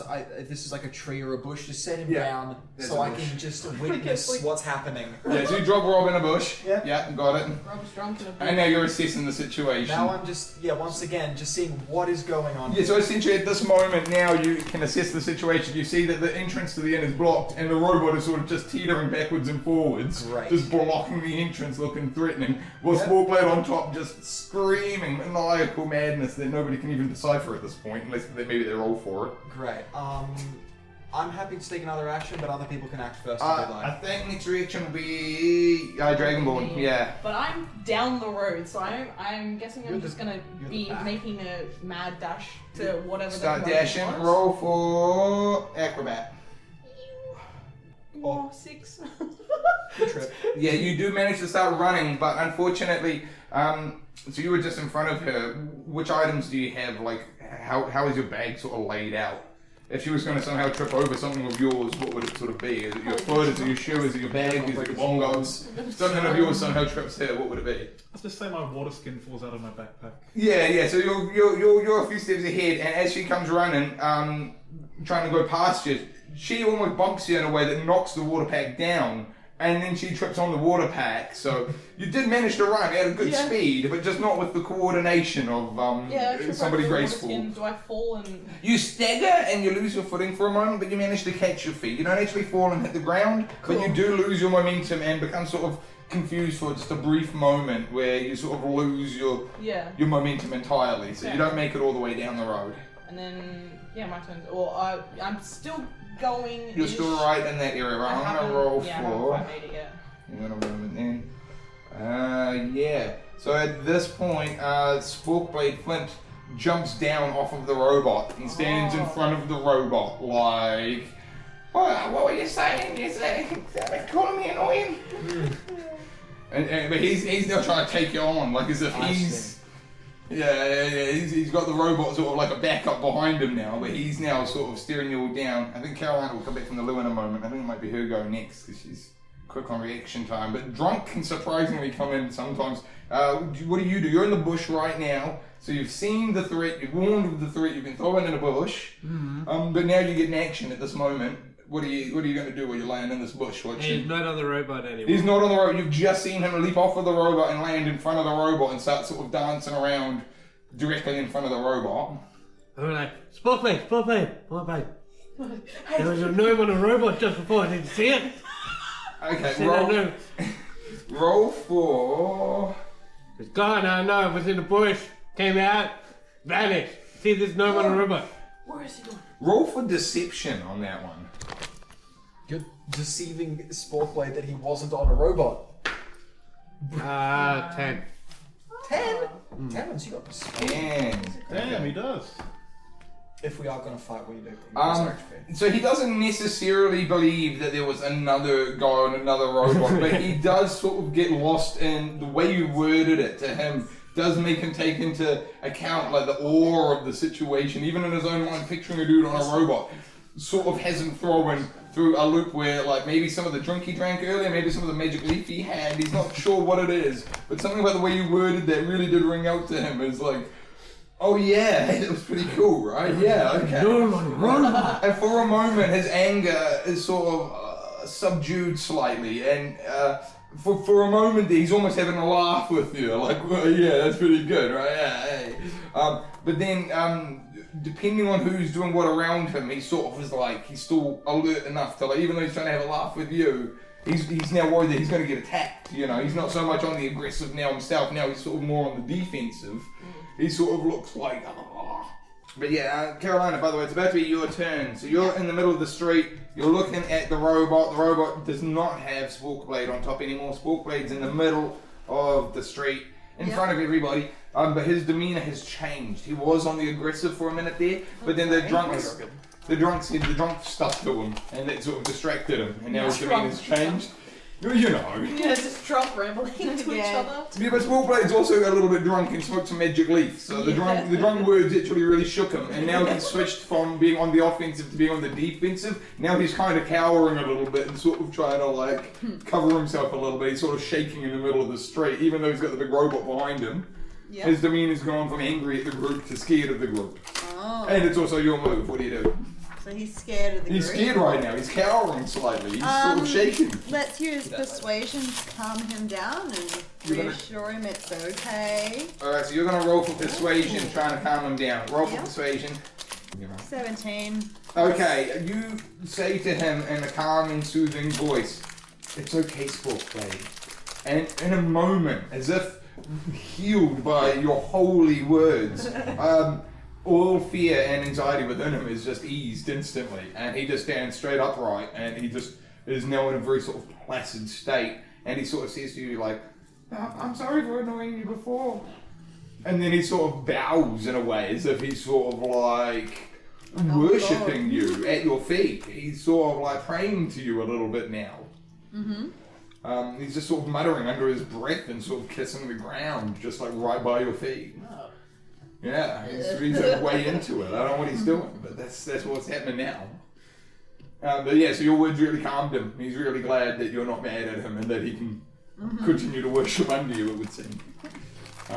But yeah, he sort of gives a little signal to the robot, and the robot moves out of the doorway to allow everyone back into the inn. There we go, I've solved the problem. Well, you have to just say calm Yeah, it down. is your move. What do you do now? So the robot's now out of the doorway. Everyone's still out on the street though, including the robot. And now Sporkblade's now worshipping right at her feet. And the brother's still nowhere to be seen. The dragon's still nowhere to be seen. I could use Charm Person on the little evil person and attempt to get some information out of it. From Sporkblade Flint. Okay. That's who you meant by little evil person, yeah? Yep. Okay, yeah, so you're going to roll for... Gone forever. What are you doing? So bad. You're looking for information out of him? What was it? Yeah, Well, bloody 20. Well, then you better Sorry, pick it what up. were you going to do to him? I'm using as a Oh, you got a spell. yeah Which spell level, were you level using? 1 enchantment Charm Person. So Oh, yeah. yeah, So I have to roll for... try and block it. yes, Right, so you roll. 15 plus Yeah. 17, and then I also get should be 19 after my Well, Sporkblade got 1, so you've definitely charmed him. charm. You've managed to successfully charm Sporkblade Flint. Now, not only is he charmed under his obsession with Araelia, he's now charmed not only for you as well, but for the whole group. Suddenly, in his eyes, you are the best group of people that he's ever encountered. God, no. He will worship you till the sun explodes, because of all of his life, he's been waiting for a day where he would see a group of people like this, and you all came together before his eyes. He knew when he came across that broken robot a few months ago that he could possibly see this day, but he never thought he'd actually see it with his own eyes. So he worships us. He treats us like gods. Tears are coming out of his eyes as he looks at you and realizes that you're exactly who he's been looking for his whole I'd life. like to rename him. Oh my god. He'll take the rename. Well, From this day on, you are now Meat Shield. Meat shield. shield roll for... Meat shield. Daraax likes that name. Roll for intimidation on that one. 14. 14. Yeah, he'll take the name, but he still wants to potentially have part of his other name in there. Like, could it be Meat Shield Flint, or could it be Sporkblade Meat Shield? Meat Or shield. Thorpe Flint shield. sounds good. Meat Shield Flint's pretty good. Yeah. Thank you, my lord. He's got to be Meat Shield Thank Flint. you for your generosity. Yeah, so Sporkblade is now renamed to Meat Shield Flint. Great. That's so much easier. Meat shield. Yeah, it is. So what's happened, sorry? I'm gonna throw- Sporkblade Flint, after jumping off of the robot, he was aggressive and angry towards the group, but then the drunk said the drunk stuff to him, and that sort of threw him into a loop because he's also drunk and he's on the magical leaf. So he started thinking about it for a second. His demeanor changed from aggressive to defensive. Suddenly he was in fear of the group. There's such a big, scary, powerful group. He started cowering. But luckily, the woman that he brought through a portal to this world, she eased his mind. She put a guiding hand to him and told him that it was going to be all right. And it eased all anxiety and fear and doubt from him. And now he is going to loyally follow her to the ends of the time and try and be less annoying about it. Good. He also rolled as well. But then Yeah. he rolled up a charm person check so powerful that Sporkblade Flint was charmed not only by his worship of Araelia, but also the entire group suddenly in his eyes becomes like the best people he's ever known. He'd imagined his whole life about, bringing together a group of people that would be like the perfect people. Yeah. And he never imagined he'd see this day, and now he has. And tears come down his eyes as he realizes that you are all who he's been waiting for, all forever. He's so happy that he will follow you anyway. And then he said, I'm going to rename you. I'm going to call you Meat Shield. Meat shield Flint. And well, then we did a bit of a roll, and there was a bit of a, please my lord, can I keep part of my name? and now we're Meat Shield. Now we're Meat Shield Flint. Good. Lovely. Perfect. And now you're up to speed. Welcome Thank you. back. And now we're all outside of the inn, though. His And middle name can be Dragon Food. Meat Shield Dragon Food Flame. Wait. Who's got the highest acrobatics? Not me. Who's got the highest acrobatics? Okay, I can jump and land on my mine is. Sometimes. Oh, mine's She has- minus she 1. has It's not plus very 2. good. Oh, mine's +1. That's it. She was +2. You're a fighter. You should have the best acrobatics. No, I just have Why? strength and con. I have no idea. Because then we're gonna chuck him in the dragon's mouth. No. I mean, I can pick him up. That would happen. That could be By the way- acrobatics. by the way, Oh, just true, sorry, as my bad. Rob, roll for perception at this moment, if you could. To see if you're alive. 17 plus 2, 19. Yeah, so once again, while everybody else is distracted by whatever else not drunk person stuff they're doing, they obviously missed the thing that only you could see as the drunk person sort of still kind of in a bush. Is that bloody, what's his name? Hang on a second. Oh, Dacarus. He's right there in front of you, trying to get in your backpack and steal your shit right now. That's my stuff! My That's stuff, my stuff! No. Magic missile straight to this guy. Okay. Your head. Shit, alright. Alright, Kill yeah, this man. yeah, roll for magic That's missile. my stuff. I'm a noble. The only stuff I have is stuff. No, take my stuff. You need your d4 as well. 3d4. 3d4 plus 1 to all damage. 4, 4, and 1, so plus 3.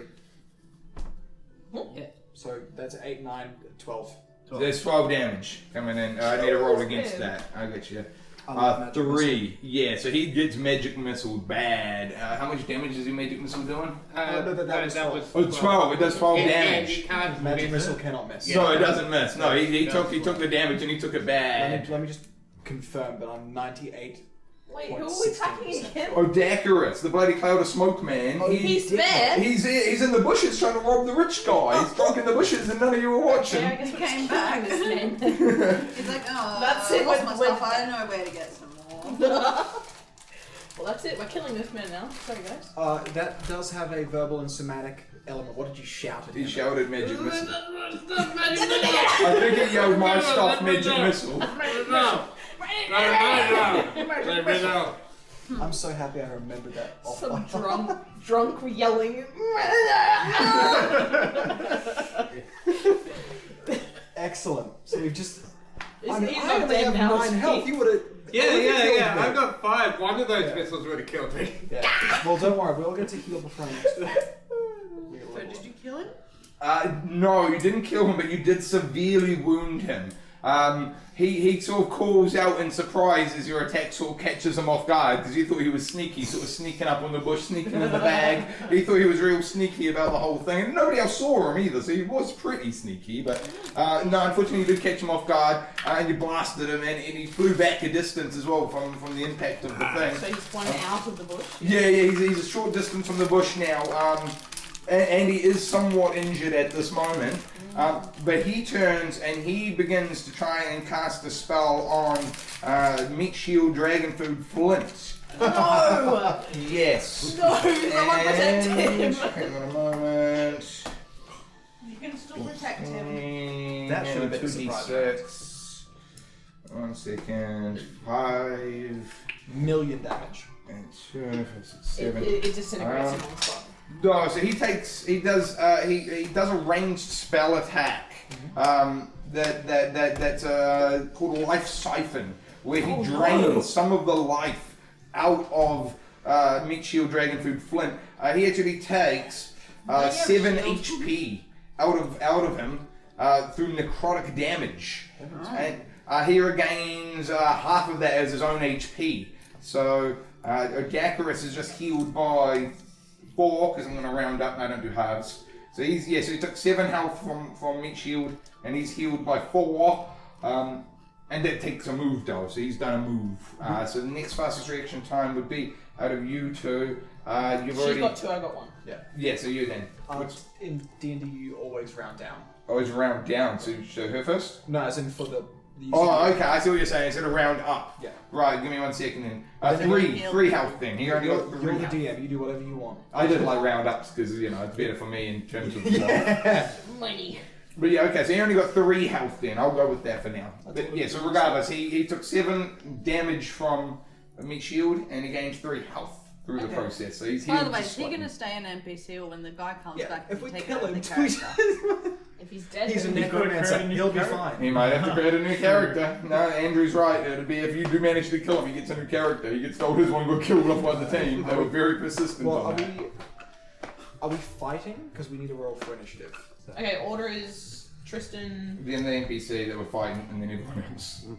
Then me first because I got 14. And then Yeah. me, and then her, and then you. Yeah. That's fine. I'll just heal you Now- when they're broken. So it's Tristan's turn first. So in the middle of the street right now, he is about here.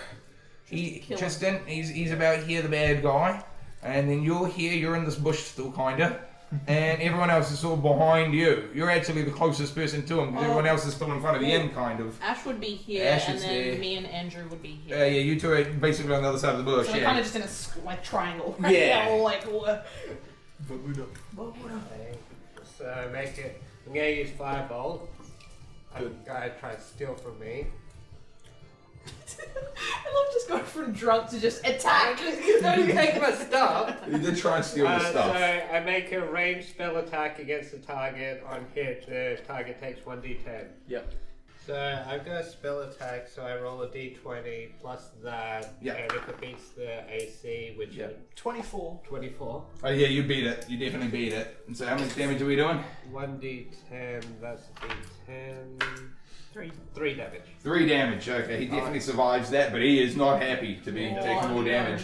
I mean, he just healed the 3 by draining it from meat shield, so you've just taken that 3 back off of him. So you hit him with a fireball, was that right? 5-bolt. Firebolt. Okay, and does that one come with any sort of like knockback abilities? Does it push him further back on the map? No. No, that one just hits him where he Yeah, stands. if it hits something that's flammable, it sets it on fire, but not if it's being warm. Yeah, he's currently naked, so nothing's I was flammable. about to on him. ask, is he still naked? He is technically still naked in the middle of the street right now. This means he wasn't wearing underpants, because we melted off his cape. No, all of his clothes had metal like cufflinks holding I them see. together, and all the metal cufflinks all broke. So even his undies, if they existed, had metal cufflinks. Oh my goodness. He may have had sexy metal pants. If he did, it melted. So Excellent.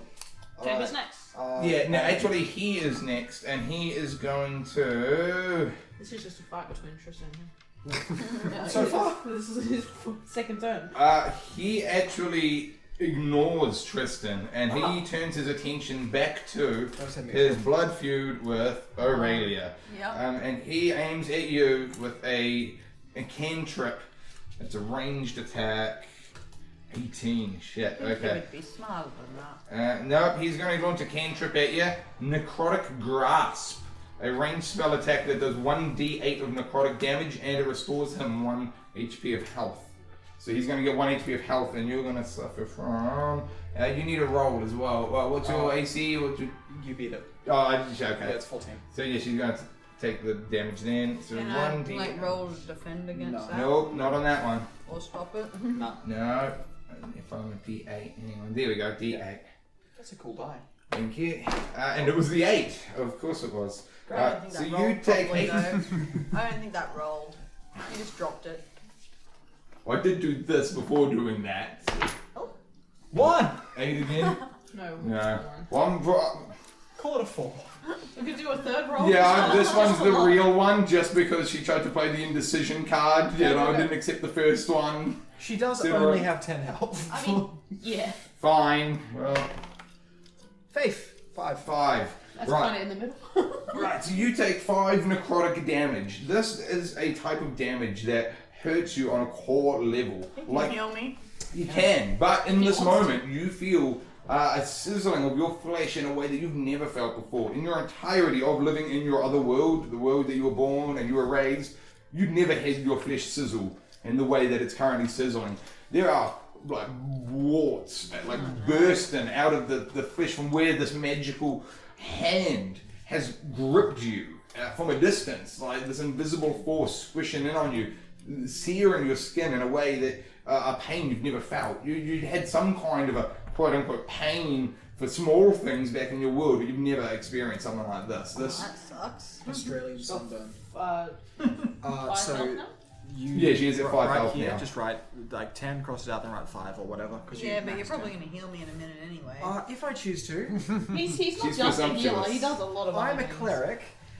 I'll probably heal you, but we don't know. No, they're not there. No. Right in this set box. Okay, Yeah. whose turn? So now it'll go Andrew.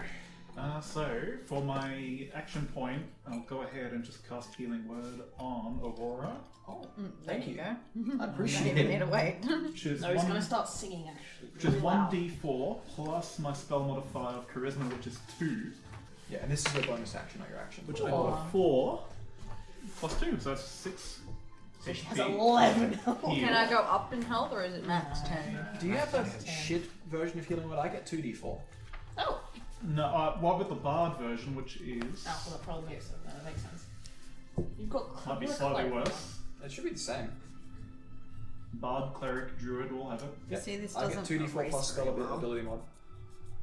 I get 1d4. Sucked in. That's how it works. Yeah. Read a different book. Anyway, then By the way, she's I'll go maxing ahead out. and with my extra, See, I didn't need to write that my down. only Don't extra worry. action point of before long rest, I'll go ahead and cast Bardic Inspiration on Daraax, which is a 1d6 added to your next. Why? Because that's 2 bonus actions. What do you mean? Out of healing word's a bonus action, and bardic inspiration's a bonus action. No, sorry, Healing Word is an action point. What? Honey, I don't directly dispute it. That's rude. He's played the It's same before. no, sorry, you're right. Sorry, There you go. one bonus action.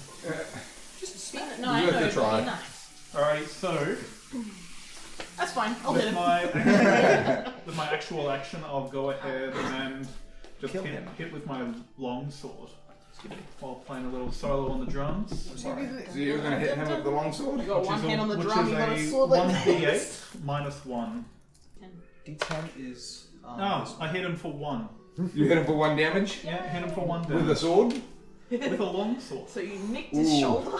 Yeah, just gave him a little scrape. Yeah, no, you hit him with the sword, and he too feels a pain, unlike one that he'd felt in his world before. While he had fought with swords in his world and been hit by swords in his world before, the pain there almost felt simulated by comparison to what he feels here. The pain here is so much more intense and excruciating than he imagined.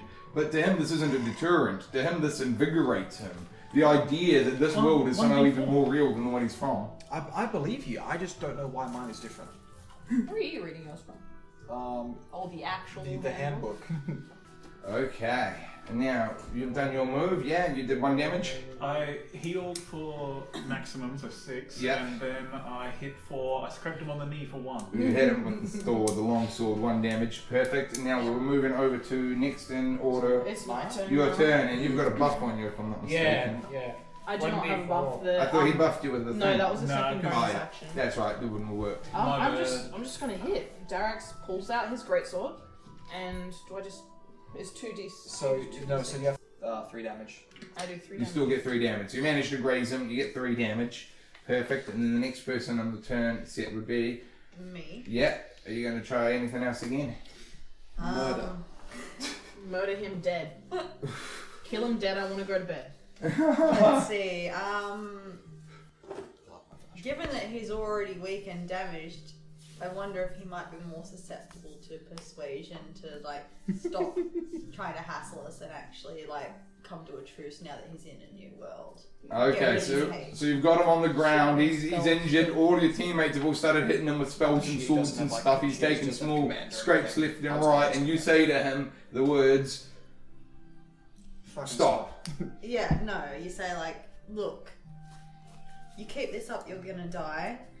Why don't you call it a truce? Get rid of your hatred towards me. We are in a new world now. I'm giving you this courtesy as your half sister.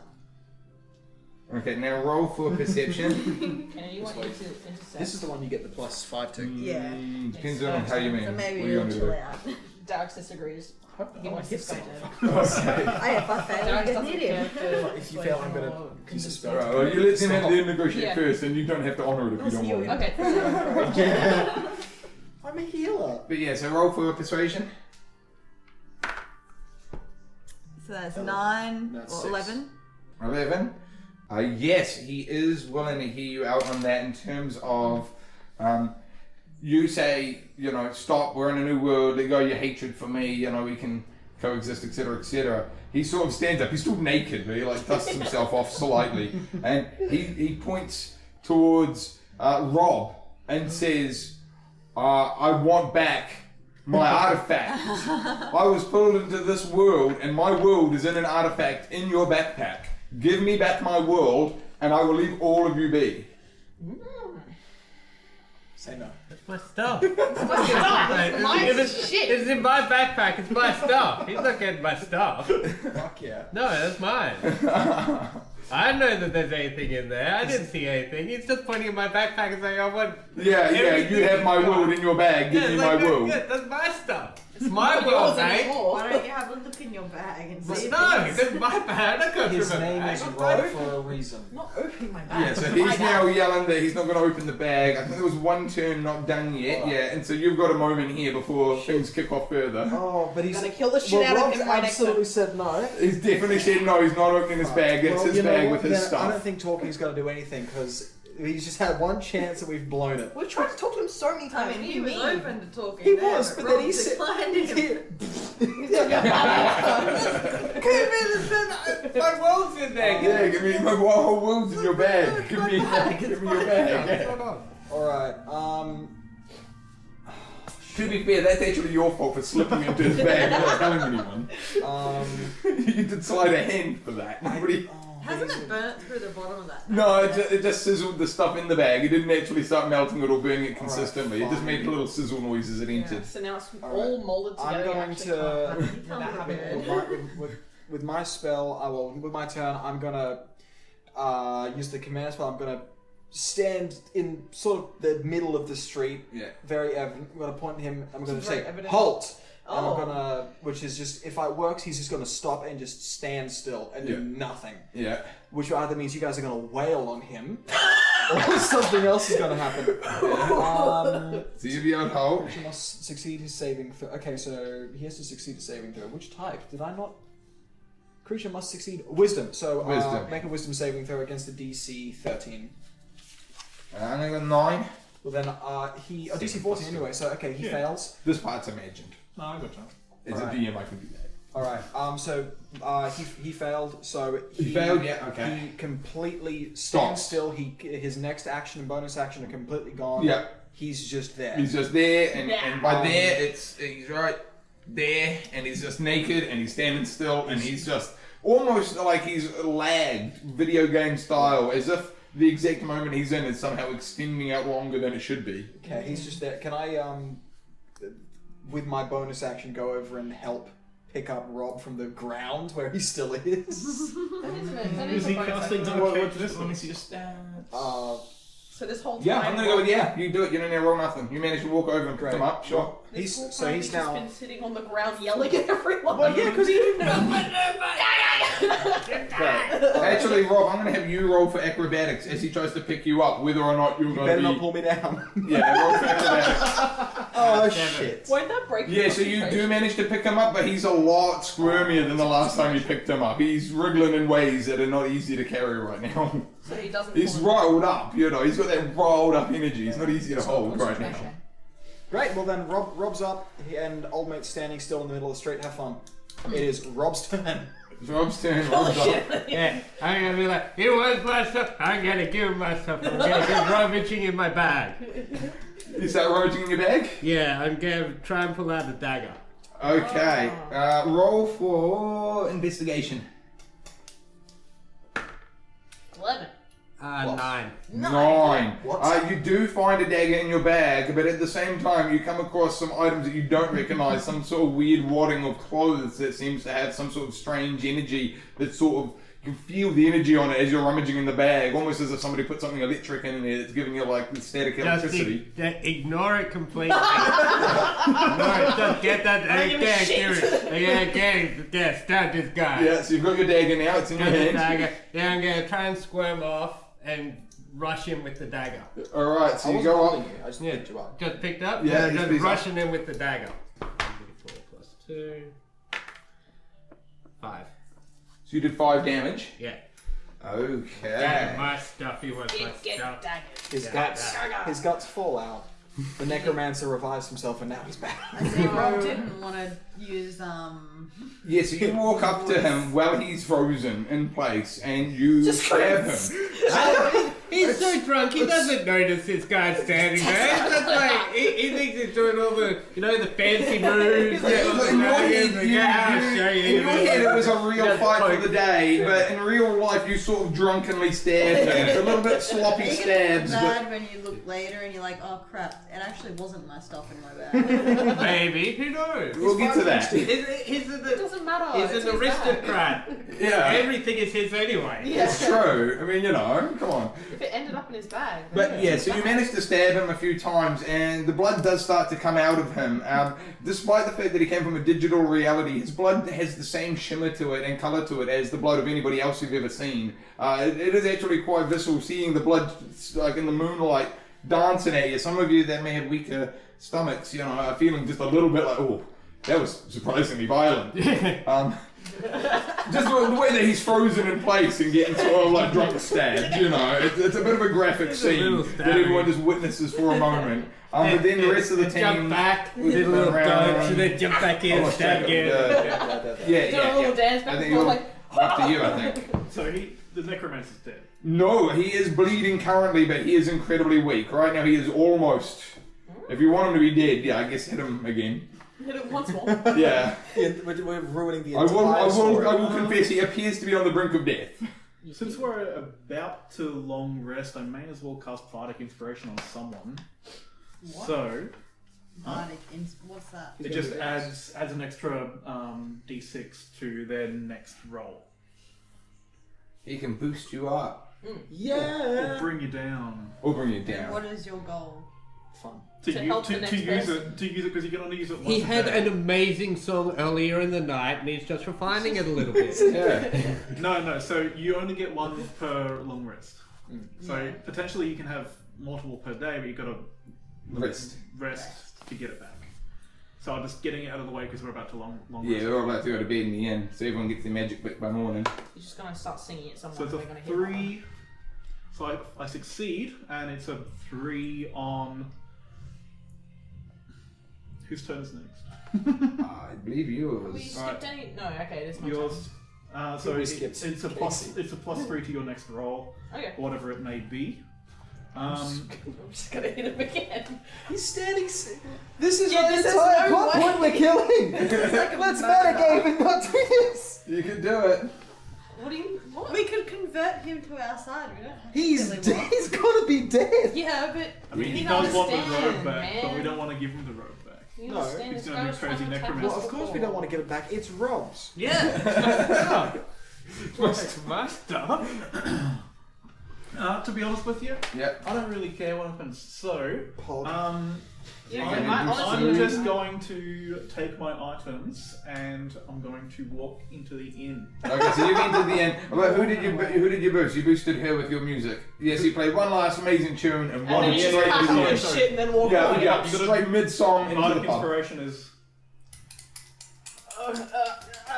Yeah. Yeah. I'm ready now. Yeah, you Just play a a nice brief like primary that. beat, and that beat really invigorates. And your name is Daraax? Yeah, Daraax, yeah. Daraax. Okay, so now Daraax has heard this primal beat that really went straight to your bones. You know, you feel like, oh, that's the sort of beat that gets you moving. You feel energized from this beat, this music that you've heard. And you've just seen the drunk aristocrat stab an old mate frozen in the middle of the street. Not frozen by ice, but frozen in time, as it were. Sort of this weird, unable to move moment. And you're full of invigoration. What do you do with this? Well, he wants a bit of the action as well. He's like, well, he just got to stab him. I want to hit him as well. the violence. Am I allowed to let anyone interfere? Because I'm going to hit this guy. You can hit him. Nobody's going to interfere. You can hit him. I mean, People could You can do interfere. whatever They can try, I guess. Why are you going to interfere? Yeah, I'll interfere. 7 10. plus 3 plus 5. 15. You do actually manage to hit him. Hang I on a need to do second. 2d6. Yeah, you do your I've thing. already got dice. I'm sorry, I just Yeah. like touching dice. 2d6 plus 3 slashing damage. 9. 9. That was the 12. damage? 12. 12. Sorry, that's That's alright. Yeah, so the Necromancer at this point, his HP does reach 0, but he has a special ability, Last Stand. Oh, You have the same special ability as everyone in your world does. This is a normal thing to your existence. As far as you're aware, what happens right now is a normal part of everybody's life. To everyone else in the room right now, they witness something happen that they've never seen before. As the Necromancer hits the ground, instead of just instantly dying like you would expect, he somehow is alive at 0 HP and is sort of in a state blinking between life and death, as if he gets 2 additional actions before actually dying. in a possible attempt to heal himself or kill everybody else around him. Here we go. Nina's last stand. So he could use one to heal himself so he doesn't die, and then he could attack someone. He's used all of his healing. You're right, he does have one more healing move left, but he has used the majority of his healing moves already. Yeah, because I imagine he's not going to want himself to die. But he is about to die if he can't do something in the next 2 actions. Yeah, it says you can heal or you can use projectiles. Yeah, I think he is actually going to go that avenue. I think what he's going to do is... Where did it go now? Hang on one moment. Try smoke trick again. Yeah, he does have an ability that he's going to try and use. Where did it go? It was like a... How come I don't have healing? Because you're an elemental. What element is healing? Oh, Sorry. It's a healing element. Right, here we go. It's me. So I'm going to roll. So what he does is he actually starts whispering towards Meat Shield Dragon Food Flint. No. He's been sitting there, sucked no. of life. He was just at the back of the pack, minding his own business for a second there, happily watching his favourite heroes all fight, and then... Why is he directing it to Meat Shield, not the person that most recently attacked him? yeah, legit. I can take the hit. Well, the reason he's done that is... Meat Shield falls to the ground. Meat Shield. No, this is your fault. I'll remember you forever, Meat Shield. Yeah. Meat Shield actually catches on fire. Oh my god! And No! I just wanted to get drunk with the guy who was thinking he was making a portal and getting a bit of cash out of it. How's this my fault? Because you decided to extend the violence when we were ready to stop. Now he'll make great dragon food. God was trying to steal my which one's stuff. the D10? This You're isn't killing just. Meat Shield. Yeah. This isn't that This one? Yes. It's a D10. It's I got better 5 be able to sides. loot that 5 gold back. Oh, it goes 0 to 9. There's no actual 10 on A it. 0 is 10. 0 is 10. Oh, 0 is 10. Got it. On my one. Yeah, got it. Okay. 1. Shit. Okay. Yeah! So Sporkblade, so Meat Shield Flint catches on fire, only taking 1 fire damage. But he is on fire and starts screaming and running around at a high-pitched noise that none of you can stand. This is unjust. This is terrible. Yeah, so he's just straight up on fire and screaming and just running through the middle of town now. And all eyes are currently off of Odacarus, because now you're all distracted by Meat Shield Flint catching on fire and running in circles screaming. Great. So he's currently on fire screaming in circles, and that was his first action. His second action comes in a minute. We'll go another round. Yeah. So the next person would be Karolina's.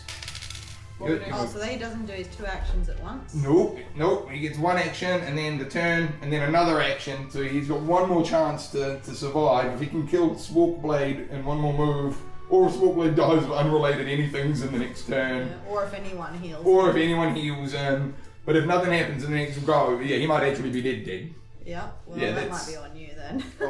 Gee. Well, that's where we're up to. So he's on the ground, he's got 1 more move, he's technically at 0 HP, so there's not particularly any point in hitting him again. You could try, because many We of try you... and save There's no point Meat in Shield? That's what I'm going. Does anyone Yeah. have a water skin? I've got ice, I can freeze. No, that's not a damage shoot hit. Meat Please, Shield. no. I I've mean, got a he's on cloak I can put him fire. out with. No. Actually, I do have water stuff too. They did all this damage though. Just shoot the ground below his feet.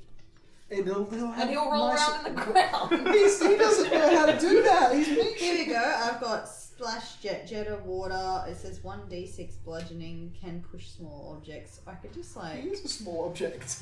No, she says. You do something else. I'll help Meat Shield, I promise. Please. Can you electrocute him? Or? Alright. How much more pain can we put Meat Shield in? Can we throw him off something?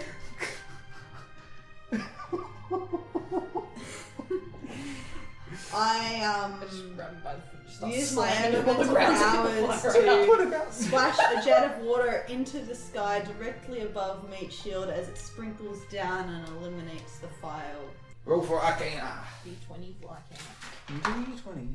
Oh, it's a 1. What's your Oh, Arcana? Meat Shield, no. Okay, Doesn't so matter. you launch a squirt of water. 4. if that makes any No. difference. Yeah, so you launch a beam of water up into the air, which totally works. It totally flies off up into the sky. It just never sort of comes back down in the way you're intending. You sort of Comes up, imagine it must sprinkles come down down. like rain, but it just sort of disappears over into the forest in the distance. Straight over. It just never sort of breaks into a rain cloud. It just remains as a solid sort of stream of whatever. Disappears off into the distance, completely misses. So I'm obviously still getting a handle on my powers in this domain. Well, you definitely managed to shoot it up. That part worked. Different gravity, different Yeah. things.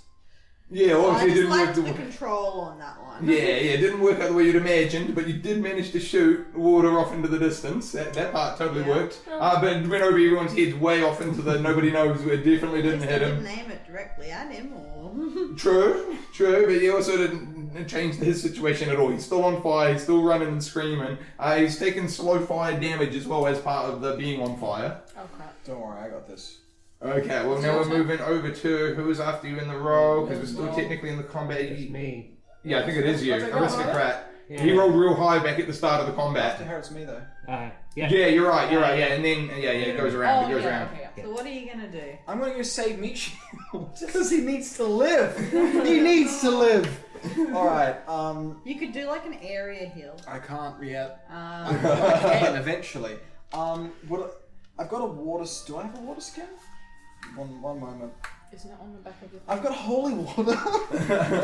Meat Shield doesn't need. Bless him, and then he just starts I'm not- burning. He's gonna burn in holy fire. Yeah. Me. Alright, I'm gonna run up to Meat Shield and I'm gonna use Cure Wounds. I'm gonna place both my hands on his chest like defibrillators and just siphon as much healing through it as I can. He's still taking damage. Yeah, He's a getting creature all I the touch same gains time. 2d8 plus my spell ability mod, which is plus 4 or 5 healing. He heals 8 plus 7 plus 4. Shield. Yeah, so he's back to full health even though he's on fire. Good on your Meat Shield. Because he was previously damaged. With my as well. bonus action, can I try to pat him down? Yes, I roll for... Animal handling. can't Medicine. Meat Shield just go jump in the river or something? Actually, I'm going to roll for medicine on that one. Perfect. I have plus 6 to medicine. Yeah, roll for medicine. It's 20 with bonus. Yeah, you managed to also stamp out the fire on him Stamp with your out? bonus item. Yeah, You you're just- pad- you're just- no, like, Just like, kicking him cleaning both. his you know what I'm clothes. saying? Like, lightly pad Yeah. out the fire, whatever the wording is that you said. You're Brilliant. being a Oh, I shadow. have a water skin too. What does that do? That is... Just a- like a has drink. it's a water. hand- Skin that Oh. holds water. Don't Oh worry. yeah, I could have just poured that on You him. could You could have, but you know, you went to your background is an elemental. Why would you think of using an item when you could just use your magic? Your logic tracked, it was fine. Alright. But yeah, so now Meat Shield is alive and no longer on fire and fully healed, but he is still in a state of panic. He I is am still, no.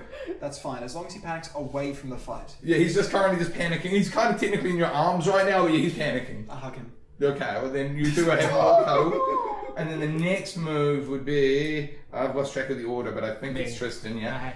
So, one of the cantrips in your special folder Yeah. is the Quasar Juice Break. Quasar Juice Break. I want a Give me juice 1 break. second. Yeah, I'm aware of Quasar Daraax, Juice you want Break, but I'll juice just quickly refresh myself. Summons a glass of juice made from black starlight. This was, oh yeah, up to 2d 10 HP permanently. Alters dreams. Oh, you're gonna have a great time. Yep. Go ahead. Okay, but no, Meat Shield, no! No, run, get up, run over to Meat Shield and Shield, Yeah. Oh yeah, summon the Quasar Juice Break Yeah. and give it straight to Meat Shield. It's like, it's okay, Meat Shield, have a drink, Meat Shield. You'll be my friend, Meat Shield. Okay. Don't. Roll. No, it's alright, Meat Shield. Just drink out, Meat Shield, you'll be good. Roll for medicine. Roll for medicine. 10. 10. Yeah, he takes it without much hesitation and he drinks the Quasar Juice Break. But as he does, you see in his eyes, behind the pupils there, in the dark part of the eyes, as he drinks it, you see a sparkle, a shimmer behind the dark pupils of the eyes, almost as if a galaxy has just passed through his mind. What the fuck? I'm gonna be getting everyone to have these juice breaks. LSD.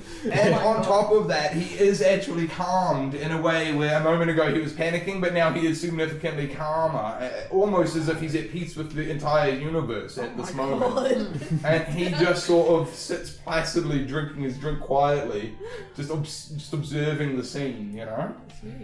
He's just quietly drinking it though. And it would have also healed him, but he is technically at full health right now, so it just feels so good to drink. It's so yum. No, it tastes like nothing he's ever drank before. The smell of this drink has a weird smell that everyone in the vicinity can sort of, you can smell it, you can't place your finger on it. Like, what is that smell? It's not quite familiar, but it is something I feel like I should know. And none of you do though. You can't possibly label down what that smell actually is. Fair enough. Strangely familiar though. But yeah, so he's sitting drinking. Now the necromancer, he is bleeding out on the ground. And do we have any more moves this turn? No, we've got one more set for necromancer. So he, at this point, attempts to, of course he does. He attempts to enter his death shroud form. So he's trying to turn back into his ghostly shadow, which will only last up to 1 minute. But while he's in that form, he gets to do some additional crap. But yeah, so as he starts to turn into a cloud of smoke, because you are from that world and you know of him, you know of the Death Shroud and everything, you know of the Last Stand, you actually get a slight reactionary advantage here, where as he's turning into a smoke, you could potentially make an action before he does, because you know that once he's smoke, he's going to attempt one more final whatever before he's actually done. If he fails, he's actually wrong. But you know in his smoke mode, he's way more dangerous than in his regular mode. Yeah, so he's not trying to heal himself, he's just trying to take everyone out with him. Possibly. All you know is he's about to try and turn into smoke, and at this point it's unlikely that he will run, because there's nowhere to run. You know that if he uses his last move on run, then he's dead. So his only move will be possibly to try and do damage. Yeah, and how much damage does he do in his smoke form? Depends which move he got. He's got a bunch of different moves that he can do from smoke form. You know this. You know that when he's in that form, he has access to a bunch of special spells and shit you only get when you're in that form. Yeah. Do I get that form or? Not at the moment, you don't. But you get Last Stand like he's got, where he's on the ground about to die. You've got that. But the part where he turns into a cloud of smoke was special to him because he went down the evil path. He went and studied necromancy, but not regular necromancy, super messed up alien foreign world necromancy. So he basically has been down that path for a while. He has, but you're familiar with it enough to know he's turning into a cloud of smoke at this very moment. Yeah. And you have the one reaction of the table before everyone else gets the normal actual reactions. I can let them know ahead of time, hey, You could. he's gonna probably try to take you all out with him because you've put him in this position now. You might want to either run or do something to stop him before he turns into smoke. Okay, everybody roll for perception. Why are we rolling perception? Oh, you I got 10. got 10. I got 19. You got 19. Got Not 7. 11. 11. 19. 19. What was yours? 9. 10. 10. So you actually didn't hear Karolina's warning. You didn't hear Araelia's warning. For whatever reason, you just didn't catch that. Mitch was sucking on that juice drink. Yeah, you were distracted, yeah. But everybody else, though, including Meatshield for some reason, actually did hear Karolina's warning, Araelia's warning just now about duck, move, run, flee, we're about to be attacked. That's fine. So, yeah, Meatshield actually turns and starts backing away. He doesn't, like, turn his back on the scene, but he just starts backing away from the scene. I'll move vicariously through Mitchell as a ghost. I'll haunt him. Alright, let me see here. If I had this active, that'd be great. What is that? Oh, that's my special spell. It lets me immune to damage for a little bit, but I don't have it prepared. Because I'm a silly fool. Okay, also Boulder Bread Axstone comes out of the inn, and so does Toblin Stonehill. They're both in the doorway of the inn, sort of watching the fight taking place outside at this moment. Great. So did you just say that was Death Shroud? Yeah, he was going to enter into Death Shroud, yeah. Oh. But So just the smoke. yeah, he turns into smoke, but then while he's in smoke for 1 minute, he gets access to a bunch of other stuff. But instead, It would seem. Hang on a Apparently, I moment. can see through magical darkness and illusions while in Death Shroud. Yeah. Yeah, so he actually does turn into Death Shroud briefly. He turns into a cloud of smoke, and he does attempt to use one of his Death Shroud abilities while in the cloud of smoke. But ultimately, he's unable to do so at the state of weakened that he is, failing his final move. Believe it or not, at the last possible moment, as you're all expecting him to, be dead and leave this world, Seraphina Slayrite actually appears directly behind him, and she delivers the final killing blow. She actually just claw straight through his middle and just rips it back out, gathering up a bunch of XP points for herself. Oh, you fucker. Yeah, you all get some. But yeah, no, Seraphina Slayrite showed up and stole the kill right at the end. Can you do that though if he's already at 0 health? Yeah. Well, she tried. He's a death saving. Yeah, he was in his downed mode, and she's the one that was there to help put him out. I mean, the XP gets divided amongst everyone, but Seraphina, who up until now was not part of the battle, showed up and managed to steal the kill and collect some of the XP of the battle. And pretend like she's part of the group. Good job, guys, we did it. We sorted that out. Daraax is personally offended by that. Just kill her and get her XP. Oh, he's still got his sword out. He's not happy at all. Yeah, well, Meat Shield is very thankful to Seraphina because they had previous exploration whatevers together. So he was all like, thanks, Seraphina, we couldn't have done it without you. And the rest of you all were sort of exchanging glances like, hang on a minute. Did these two even help at all? But now that the threat is gone, all of you have found yourselves just exhausted at the end of just the ridiculous day that you've had. Tobin welcomes each of you back into the pub, handing each of you a drink on your way back in as you head off upstairs towards your various lodgements. Like to do a deception check? Yeah, roll for deception. Like to steal money from the register. Yeah, so you roll for deception then. Got a Is it 2? 14. 14. 12 plus 2.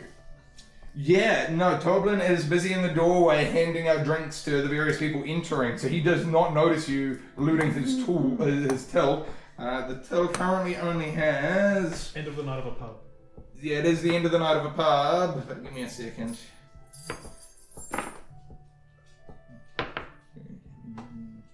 Hang on. Yeah, I'm gonna go with 52 gold. What? Was in the till. These people are rich. You are surrounded by some very rich people at the moment. Yeah. That's fine. Is Meat Shield still loopy from the drink? He is still very quiet from the drink, yes. I want to try and convince him to give me my 5 gold back. Okay, roll for persuasion. This should hopefully is really easy. I got a 9. You got a 9. You say to him, however you'd word it, you can word it however you want. Yeah, I'd be like, hey man, they weren't really from the beard dimension at all, were they, man? Come on, you don't really think you open a portal to the beard dimension. You don't really think you deserve that gold thing, man. I just saved you. I saved you out there. From the non-beer people. In a voice. You love your beard, don't you? In a voice unlike his usual, almost like he's in a strange trance, Meat Shield Flint sort of says that he can perceive realities beyond the arguments of earlier in the day. He hands you the 5 gold without any sort of hesitation, but he's just staring off into space to the extent 1,000-yard stare, but times 10. You got the 10,000-yard stare, he's looking through space and time over here. And he's got very little concern at all for Mostly value. the debate of earlier in the day. Take actually all the gold. Yeah, he handed you the 5 gold and just went back to staring into space because he was not concerned with the outcome of your bet from earlier anymore. Yeah, He's never lose a bet. bigger things on his mind. And and now you're heading up towards your lodgings. You're happy with your money in your pocket, so you're going to bed. You've looted the till. You're going to bed. You've entered the pub. You're heading towards bed. Any last actions before you wrap up the evening? No, not in particular. He's still a bit mad that the... Actually, where is that lady? Serafina? Yeah. She is back in the corner of the pub drinking in her booth. You didn't see her walk into the pub, you didn't see her go back in her booth, but she is back in the booth Still drinking. don't see her. You didn't see her move. You just a minute ago she was outside killing a guy. Now she's back in her booth. But every So time are we these move, two there in was- bed already, or they're just on their way? these two are both heading up the stairwell to the bedroom right now. If you do want to have a last word with them, now would be your time to call out. Alright, sure. Who do you yell out to? What do you hear? I yell out to Rob. Hey, Yeah, Rob turns around and comes back down the stairs. come back Yeah. down the stairs. Yeah, what's your last words to Rob? Yep. And then I, knowing Rob is a raging alcoholic, I hand him a beer that I hadn't drunk from earlier, Yeah. laced with some sleeping pills. And I say, here's for your good work today. Now, out of curiosity, Persuading these you to have sleeping a drink. pills, did you steal them off of somebody or did they come with you from your home world? What's in your equipment log? Or are they already in your equipment log? No, I just sprinkled it in with a bit of magic there. Just a little bit of magic. Yeah. Right, so What roll magic? for It's Arcana predefined. then.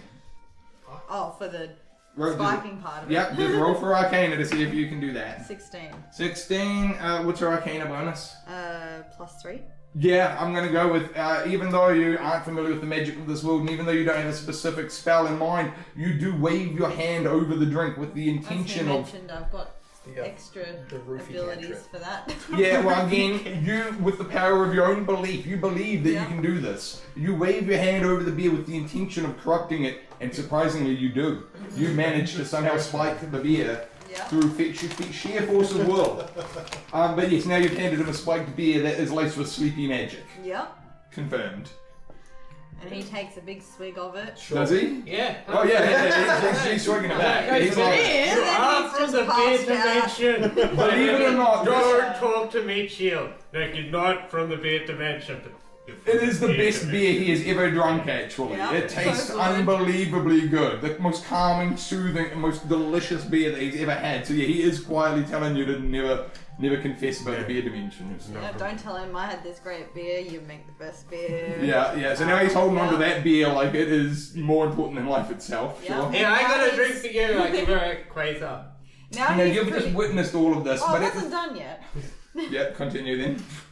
Yeah, now he's pretty much knocked out to the world, and since he's so satisfied and focused on his beer, I'm just taking that cake back out of that backpack from my dead half brother. Actually, Yeah, hang on. Oh, we've got a contest. We have a contester. You've gone upstairs. I didn't call you down. He's on the top stair at the moment. He could hear things and turn We around got if he the really Yeah, but he wants. doesn't say anything about Yeah, what have you got though? What are you doing? I'm just gonna do a perception check to see what's going on. Okay, just do a perception check to see whether he identifies anything on the top of the stairs. Yeah, go on. 19 plus... Oh, -1, so 18. Yeah, even though you were on your way to bed, even though you'd made it to the top of the stairwell, and even though you weren't too worried initially a moment ago, you did hear Rob get called back downstairs, and just as you approach the door to your room, just the thoughts about how much trouble Rob could get into really does start to linger on you, causing you to decide to second guess going to bed right now and to go and check on Rob just to ensure. And sure enough, as you start descending the staircase, you see that he's clearly in a very, very groggy state, more than the regular drunk he was earlier, almost as if he's now been somehow magically sedated beyond the regular beer amount. He is just off his face as you're coming back down the stairs, and you've only been gone a minute and a half. So somehow in the last minute and a half, he's gone to a new level of intoxication. And now you're witnessing that, sure. And speaking of that, you are also here witnessing that as well, and you as well. So, Yeah. And also, Meat Shield Dragon Food Flint is in the corner of the room with the robot again, sort of like setting the robot up to just sort of stand in the corner all night. upon a successful roll, I notice that Aurora is going through Rob's bag like a hand in a cookie jar. And come down and I ask. Rob doesn't yet know about the cape. Exactly. I know about the cape. Yep. So I come down and ask you, why are you going through Rob's belongings? Well, I was there when you snuck it into his bag. I saw what you did. Did she? Roll for perception. So she was there, but did she What's notice? the winning roll? 19. You roll as Okay, well. you roll You as well. definitely saw Okay, yeah, she definitely did see it, but she just stayed quiet at the time. But yeah, she saw what you did earlier and just didn't say nothing, and now she's revealed to you. And you know that she's not lying because you do know what you did earlier. So when she said that, sure, you could argue it, but you know she knows. You know So I I picked up that cape. I put it in Rob's bag. I think I should take it. Oh. No, I'm persuading you. This belongs to my people. This is Yeah. my dead brother. Roll This for history. History. Goes to me now. Roll for She tried to play. She tried to play that belonged to my ancestors. Roll for history. Not ancestors, brothers. That's current. That's not historical news. Okay. Well, it belongs to All right. me. Well, if you don't consider your home world as history, then that's fine. You almost could have gotten away with it then. I was gonna roll for persuasion because I'm persuading him. No, I was going to have you roll for history I'll because roll you for tried to play history then, but I you know. don't just- have a whole lot on history. I got +1. You could get a 20. 14, 15. That's still pretty Still good. the same. Yeah. Yeah, and what was your? Oh, I can roll for what, intimidation or No, you're going to roll for insight. insight? Yeah, you're going to roll for insight. 17. Yeah, so your insight is that despite the item having come from that world, definitely, undeniably, to you that's not a valid claim of ownership. Just because it came from your world, I'm still the one that picked it up. I still put it in the bag. The claim of ownership is still mine. It's mine. That's called theft. Actually, it's in Rob's bag. Yeah. Yeah. Actually, you Can I gave roll? it up. Can I roll to see if I pay No, any you attention? You are you are on the ground. Yes, roll for investigation. Wake He's up. gonna be so mad. Wake you put up, something wake in up. his bag. -3, 15. You do identify that they're talking about you, but you don't identify that they're talking about what's in your bag. You think that they're talking about how legendary you are and how much they love you and that you're the best. So you definitely hear them having a heated debate about how much they love you. They're definitely arguing about you, and you know that they're arguing about you, but yeah, your understanding of what the specifics are is skewed so heavily towards... They both think... Well, obviously the bard is talking me up here. Obviously. Obviously. So, But you're yeah. just surprised to find out that she's such a fan as well. It's like Yeah, they're fighting it's over you, amazing. you know? Yeah. It's like everybody loves me. Yeah, definitely. He knows because he heard you talking about him, and like the way you two were talking with that like hushed intensity, like you guys must really love him. Like wow. So yeah, you're totally aware they're talking about you, but you're so drunk, you're all over the place. Yeah, you just feel like the He man. gave up his claim when he snuck it into No, someone you else's two, though. bag. I think I'd like to intercept. I don't like arguing. I'm happy to intercept as well, but you have better initiatives. You go first. Yeah, and So yeah, from across the room, you see them having quiet conversation around Rob, but you don't really know what the specifics are. You don't know what they're bickering about, but you can sort of just see them starting to bicker from a distance. yeah, and I really don't like arguing or Yeah. just people in general. But yeah, Just 5! okay. Yeah. So you go. I was rolling for intimidation because I was gonna come up and be like, "You guys should go to bed. This is Rob's shit. Like, leave. You guys should just separate." But I did so badly that I came up to you guys and just went, because I've already had a beer and I'm a lightweight. I'm going to bed, and I went to bed. Great. You're escaping in your own I'm way. happy to take a turn, or I I'm did happy to terribly. not be if her failed carries us for us all. Yeah, it's your move, and we're getting Alright, close to it well, now. I'm gonna quietly, as I'm, I'm sort of at the bottom of the stairs. I was hanging about. He's also I'm 3'8", so Yeah. 3'7". 3'7", sorry. I'm gonna quietly cast Thaumaturgy on myself, and Why? because I'm gonna use the. Do you have that prepped? It's a cantrip. Yeah, I have Yeah. 5 cantrips, and I'm going How do you to. have 5 cantrips? Because I've got magic Skills. initiate. Because I'm goated. And I'm going to use the aspect of Thaumaturgy, Booming Voice, which lets me multiply my voice by 3 levels of volume Yeah. and give me advantage on intimidation. I'm going to say, stop!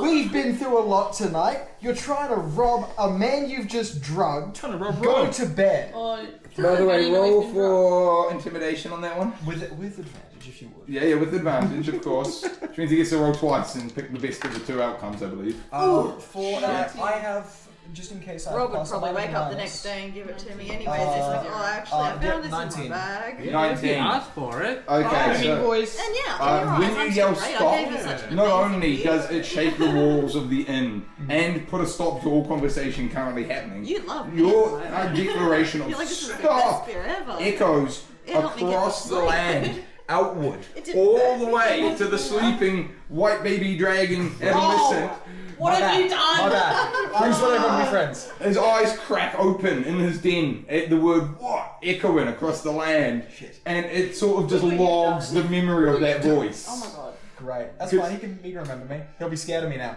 Yeah, well, I mean, everybody yeah, now it's- hears the distant rumble of the dragon making that sort of like, It's like 2 a.m. you know, woke just up like the a whole dog town. growling that it's been annoyed. You know, you can all hear that sort of rumble of the dragon in the distance that it's annoyed. Go to bed. I intimidate you to go to bed right now. Also, both of you, upon him saying stop in the velocity that he did, not only did it sort of shake the room, it also shook you to your core to the extent that you forgot what the argument was about. Even though you were both so obsessed with Rob's backpack a moment ago, him yelling stop drew your attention to the point that neither of you are even thinking of that backpack at this moment. Yeah. It's completely off of your mind right for the split second, as all eyes are on him and he's saying stop, I should get it. we're done, we're going to bed. Bedtime. Right now. I don't know. Go to sleep. You go to bed now! I'm sick of this shit. Bed. And Toblin agrees, actually. Toblin closes the final doors to the inn and like locks them and says, right, well, we're last call, closing it up for the night, and like starts handing out the last drinks. Yeah, everyone off the bed? You heard them? Great. Rob's asleep on the stairs. Yeah. I've already gone to bed. You're going to bed. Made it halfway up, got told to stop. Just By the way, Toblin actually helps you to get to your room with your bag safely. So you and the bag are now in your room, and he's locked the door behind, like leaving the key inside. So you're inside the room with the key. Nobody else can get into the room now unless they can magically open locks and whatnot. So good host Toblin made sure that you're safely No, in this your room. aristocrat's had a great night. He's just chilled. He's on beer number 19. on beer number 19. Yeah. Well, I was the first person to go upstairs, so I think I got the best. You're the first person You did, I was the yeah, last exactly. sleep. So you're sleeping. Surely Rob gets the master with his 24 No. persuasion earlier. I'm the one Yes. who went upstairs first. I could roll for investigation. Technically, you guys are in equal-sized rooms, but in your I mean, own yeah. head, you're in the larger one. Both of you think you have in the my better head, one. I'm Yeah. like, I did so good Oh, today. yeah. I fought some guys. Like, I got my ego hurt a little bit. Yeah. Now I deserve the best room, so I'm in the best room. It's one of those cases where the rooms are actually identical. It's only Yeah. your perception that changes, you know. You look in the mirror, I've got it's like you terrible look yourself. perception. But yeah, so you're sleeping. Where are you currently? Are you sleeping yet? You're still downstairs drinking your last drink, trying to... From the performance earlier, there was a lot of stragglers left over. There's still a few people hanging about, sure. I am going to, as a neutral aligned, I can have the most fun that way. Mm-hmm.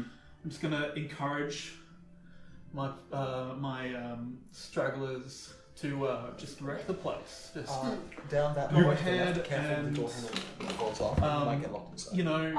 skitties in the toilet. Why would you do that? So you're going to incite, sort of... Ruin the feather beds, the mead, the ale, all gone.